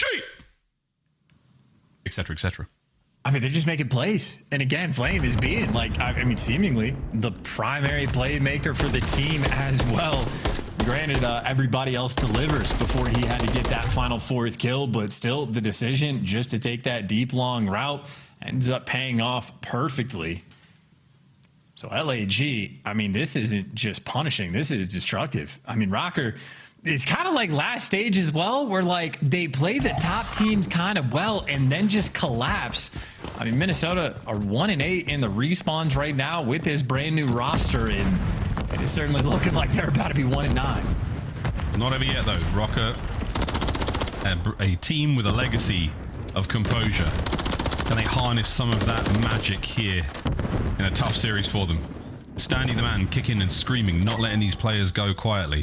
It's a 4 spree now from Fame. He's got a very good corner here to watch the A side of the map. They don't drain that segment, no chance, and now another player's dived on in. They might be able to get it. Lins? The answer is yes. Oh, there's a cruise missile coming in too, so Astral. I mean, they got a spawn trap. They had Flames pushed out in towards Junk. Accuracy is going to fall. Only one player not off spawn is Standy, but they're just hunting him down because they get the comms from the Cruise. There's the finish of that kill, and everybody again stuck in their spawn because Flames has been posted up in Junk for the past 30 seconds, calling out everything to his teammates. I mean, right now, LAG's life, this is incredibly easy. It's a bad time. Oh, Fame, 7 spree, pressing the advantage. The remaining members of Rocker now still on that tight spawn. They're going to be able to creep up behind him, Gunless. He's only showing the tip of his head. Maximum damage from Fame. Pressure. Oh my goodness, Chance. Rocker, every step of the way, are being melted. Well, they couldn't count to 4. They got all the kills, but Astral last man standing able to get 1. And by the way, here's your extra crews coming through to mix. Maybe good news for Minnesota. Accuracy has managed to get out towards B. And I mean, the Cruise is only going to kill the spawner. So maybe in the moment of mixiness, Rocker can somehow turn this into a play, but Accuracy just gets gunned out of time. It's Flames that does it to him. And now the collapse around the point. Gunless last man standing trapped in between 2. Can't make anything happen. In a game right now, Minnesota Rocker just feeling the pressure, down to 13 lives. They cannot get anything going. No, not at all. Can they get the capture though? Finish it off. Flames gets taken care of there. Pressure on from Standy. They do get it. Oh my word. So 11 lives and just over a minute. And Standy, he's doing everything he can to keep Rocker alive in this series. But you're going to pull 3 straight rounds here on Karachi. Good luck. Have fun. Oh, he actually got eyes on him too. That's crazy. I thought his gun was going to be covering it, but maybe he has the setting on wide, so he has a bit more information there on his screen, and Astral is going to fall. You have red control. You had top 3rd control. Accuracy is going to lose it, but still the pressure through the front. Stanley looking to make the break. Fame has his boy covered and does his job well. Fame Flames find their kills respectively. 35 to go, 7 lives now. Accuracy trying to peel a few players out. Dynacon though, still shooting hot. Estriel from behind. And Gunless is on the immediate trace. You've still got space here to work with if you are Rocker. Standy gets his. A big 2 from Standy. The opportunity to get now on towards the B zone, definitely available. Gunless win his. No, Flames still too hot. Estriel goes down in the back end. You're onto the zone now, and it's 2 of you getting the capture done. And this is the hell of trying to get over to the dumpster. Not going to be able to do it. And this might be the round. Rocker might have found the way to strike back, and they do. Off the back of Standy. I don't know if he was actually able to get the 6th kill, but I saw the 5 spree pop up in the mix, and I mean, I'm simply shocked Rocker actually able to make that happen. That is a perfectly timed breakdown. That is the, stuns and nades really rolling through to help out as well. And Rocker, well, I mean, don't get me wrong, a long way to go for the moment. It took a Herculean effort just to be able to get out of it because they were stuck in the spawn trap blender, but we're still able to fight back and win that round. So, job's not done. LAG, though, still around the way from a perfect 3-0. Stanny's 5 spree still alive. Defense now. Cruise certainly helps out. We've seen every single Cruise used so far in this series. Very effective, so why not one more, lads? Standy playing it very patiently, waiting now for the perfect opportunity to get it, son, and that's it. He gets it. Diamondcon with the pressure there from the backside. He's in a lot of trouble. Standy's life may come to a close in a moment, but he has set himself up well. Looking at the ticks, though, Chance Rocker. If that defense has to come round for the final round, oof, it's all theirs. Wow.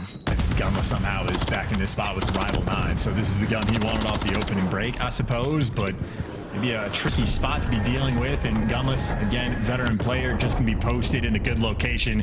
Great cruise miss out of Standy. That answers that question, and you just go back to sort of the spawn trap blender. Estriel was able to get out, but he gets caught by Standy out of the cruise, and now everybody, well, dealing with Gunless on one cross, Lins on the other. And just like it was from LAG, this is a moment for Rocker where things are just easy. 35 seconds. Accuracy, Roman, as he's the man getting up close and personal with a Renetti. Gunner's still in this position. Surely his feet are sore from standing this long. The hips and the back starting to ache as the clock continues to tick. On towards A, you finally get for LAG. Berlin's straight on top of it. Should be able to get at least one out of there. No, Estriel with an incredibly awkward gunfight manages to win it, and the segment goes through. One more to go on A, and you might be able to close it out here. Estriel staying alive. He does. Oh, he's still good. Capture complete. Over towards B. Just like the round before, you go from the spawn trap blender and you just start winning all the clutch gunfights after the fact. Gunless is still here. This is what I want my rank play teammates to do, by the way, is to get into junk and just live, because you buy so much pressure for your teammates. So much so the Gunless playing Ring of the Armed Rosie finally gonna fall. But he did his job. That is one life for Gunless, where he just makes his teammates' lives a little bit easier. Still, though, back to sort of the 50-50. 55 seconds left on the clock. LAG, here's the break attempt. Oh, my goodness, Lins. Inside bust, don't see too many plays from inside there. Gets at least one out of it, stays alive. Keeps the play going now towards Ticket. Gunless and accuracy on the pinch. There we go, the junk pick up there. 40 seconds on the clock. A one life advantage here for Minnesota Rocker. The 15 remaining for LAG in this 35 seconds. They better start throwing at this point. Otherwise we go to a defensive round for Rocker again. Wow, big win there by Estriel, though. Rookie of the Year's potentially fighting against each other. And 3 in the feed. Standy, last man standing. He's been the main slayer, but he can't give you 2. The jump to the point has been made. 19 seconds. That is more than LAG are going to need. Well, that's 2 players on it. Oh, and Diamond Corn cuts off the reinforcements, but only half of the reinforcements. Back alley now play from Standy. Flames, can you close out your debut series in the CDL with a big 3-0? You are moments away from getting it done. I do not believe what we are seeing. Rocker got to fly. Fame cutting him down. That should be it. I don't believe it, folks. LAG are back. And I can't believe they didn't do this sooner. That was a destructive look. I don't know how many 3-0s LAG have collected this year, but I know it ain't many, and that one was dominant. The rounds they had in control, they're getting the spawn trap blender set up. They fought back after dealing with the spawn trap of their own. 2 1v3s by Flames in the search and destroy. In a Rio where they were able to build a sizable lead and call it towards the end. I mean, that's some great teamwork. I mean, keep in mind, on even the teamwork and communication front, if you're thinking we're losing a world champ, bringing in a rookie, we still saw their assist numbers were out of control. They were coordinated on the mini-map, so LAG seemingly not even losing a step, maybe just gaining an extra few. I mean, granted, only one series, but from 0-9 to a hot 3-0, that is a wonderful sign of life. A true transformation. The metamorphosis is complete. LAG, they have evolved. A 3-0. I can't believe it for Rocker. They were looking so promising on the approach. Look how well they played against FaZe, how well they played against the subliners. But finally, they fall in a tremendous way. That Rio was a banger. The Invasion S&D, all Flames. Karachi as well. Welcome to the league, young man. You have set everything on fire indeed. What a transformation. We'll see what happens tomorrow with Boston Breach if the honeymoon period can extend. We've still got plenty to play for in the build-up towards Toronto. Chance? I don't quite believe it, but GG's LAG. Nobody saw that one coming. I've got all 52 of my Pokemon cards here, by the way, and they're pretty cool. I think this is exactly how you do it. The green's going to look a little weird, but yeah, they're great. There you go. All 52 of my Pokemon cards. They're dope. Not nice bad. one. I mean, I see a Brock, I see an Onyx, so there's a lot of things going on. I want to say, though, for the Call of Duty specific thing, for Minnesota Rocker, that is now 1-9 in the respawn game modes, and I really am going to go back and take a deep dive into, like, Linz's stats. Like, he's playing with the new SMG player, new extra AR, and I just want to use him as the identifier potentially for Rocker's problems, but that'll be something I do later, Miles. He is but a mouse. So let's go back to the desk to break down what was an absolute shocker from... They got cooked. Thanks, Miles and Chance. Allie, can you read what's on my sweatshirt that I wore today, knowing the result of today's matchup? Los Angeles. It says Los Angeles. That's right. I picked LAG, and they came through. Did I expect a 3-0? Hell no. But Flames, too much for the ice in Minnesota. Break it down for me. You know, if I remember pre-post matchup, you definitely said you're going to go 0-2 on the day. So maybe you cast a curse at yourself because now you're 1-1. But this was a huge shock for me on the side of LAG. I know that I was talking about how close kind of some of these respawns have been for them, regardless of the fact that they have been 0-9 in maps this split. They have still kept it within about a hill differential. And so now with the addition of Flames, not only does their respawn look better, but the search and destroy, I mean, he literally made it look like he was spawning into a ranked play match, 13-3, a 1v3, round 7. I mean, pulling into the first blood, into a cruise, into a kill, into a plant. I mean, Flames might be that guy, or it could be the honeymoon phase. Listen. I don't want to get too hung up on that horse yet. This was an unacceptable loss by the Minnesota Rocker. We're going to talk about it on map 1. You're in a situation, you're coming back. You send Gunless and Standy on rotation. They get beat, you lose map 1. We go into game 2. What happens? This guy was doing anything and everything that he wanted on the map, finding first bloods, clutching egregious 1v3s, like really bad. That should not have happened, especially the second one of the most unacceptable rounds we've seen all year. And then we go into this next map, like, that is a choke even in that last round.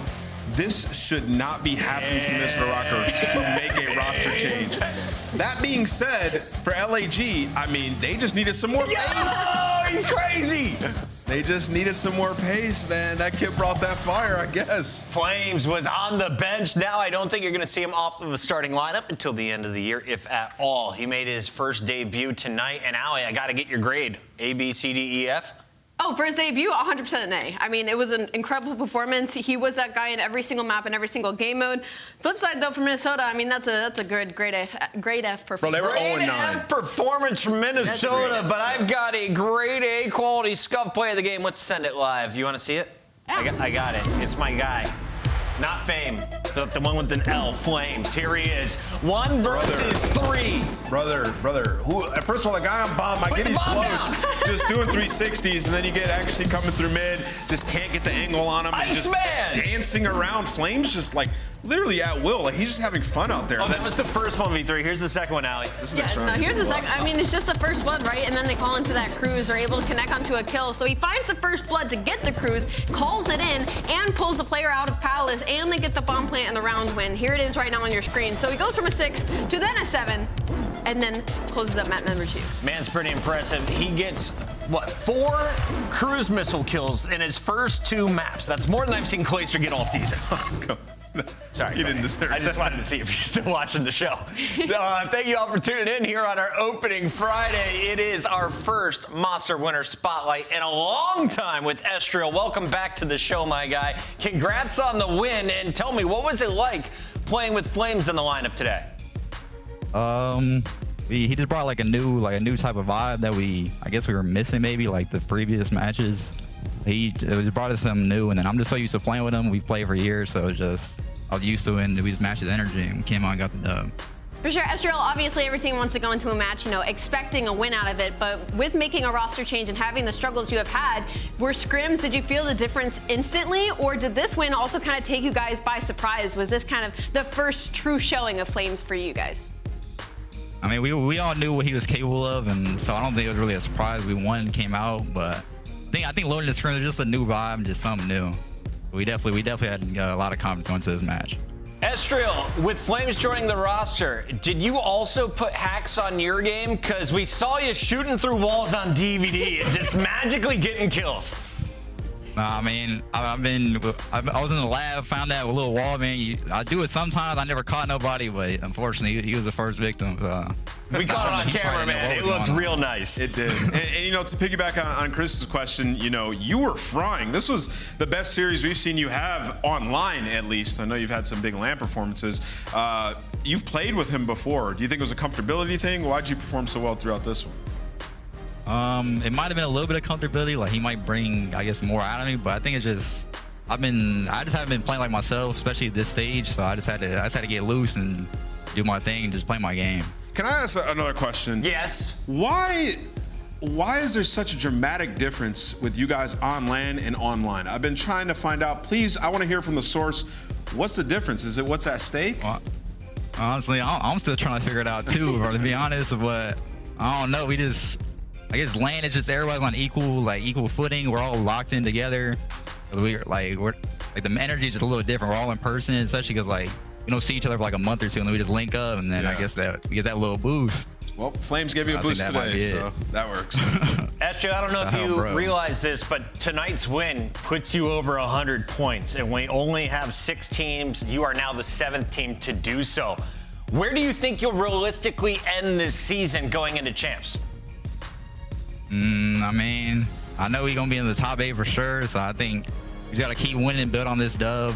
Who knows what the future holds? But I think we can build off this win and go up a few spots for sure. All right, my guy, keep it rolling. Congrats on the win tonight. Thank you. That's Estriel, and that is LAG, making my predictions 1-1, and there's 1-1 on the day. I'm just as good at Nameless at predictions chat.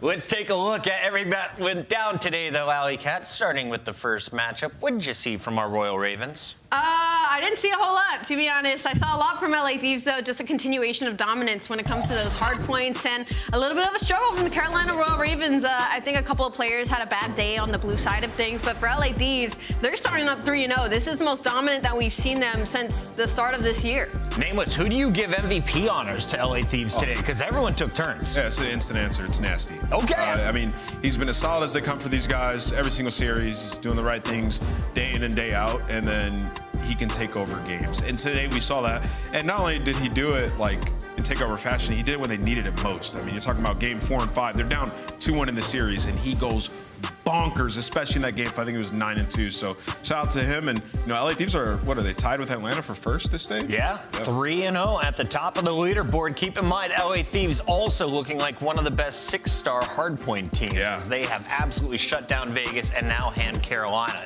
on that map. That was match 1. You just saw match 2. It's a quick and easy day, and the Royal Ravens take to Twitter afterwards. Sledgehammer Games COD League. Why? Why the propane tank, Allie? It was so painful, too, because they were actually making a comeback on that map number 3. They had the full stack over on the A side to maybe push it the distance, but unfortunately, the canister had some other plans. Start throwing grenades early in the round, and LA Thieves throwing bombs on Twitter. Clay, I'm sorry, I wouldn't have thrown the stray if I saw this one. They did enough damage early on, but I expect the Royal Ravens to bounce back as they are fighting for a top 8 seed. So are 6 other squads, all in the mix to fight for the top 8. We've got 2 more days of action. If anyone's going to climb this leaderboard on the right side of the screen, who do you got eyes on, Alley Cat? Oh, man, maybe LAG now after that performance. Miami Heretics is a good shout, but there's some teams already above the line that maybe you're kind of worried about, in the words of Vegas Legion and Seattle Surge. And Nameless, if anyone missed the pre-show, big matches on the weekend. Why should we be pumped here for week 3? I mean, what you guys just talked about, the standings, it's getting super interesting. Will New York continuously fall? Will Carolina embed themselves as a top 6 team? The storylines continue. And of course, we've got Atlanta taking on New York. That's coming up on Sunday, but tomorrow's Monster Energy matchup, Royal Ravens taking on Toronto Ultra. Which team is going to rise back up? We will find out. And finally, we say goodbye to a legend behind the scenes, one of the greatest producers, executive producers, and just creative minds in the business. Ethan Spencer's last day here at Esports Engine and CDL.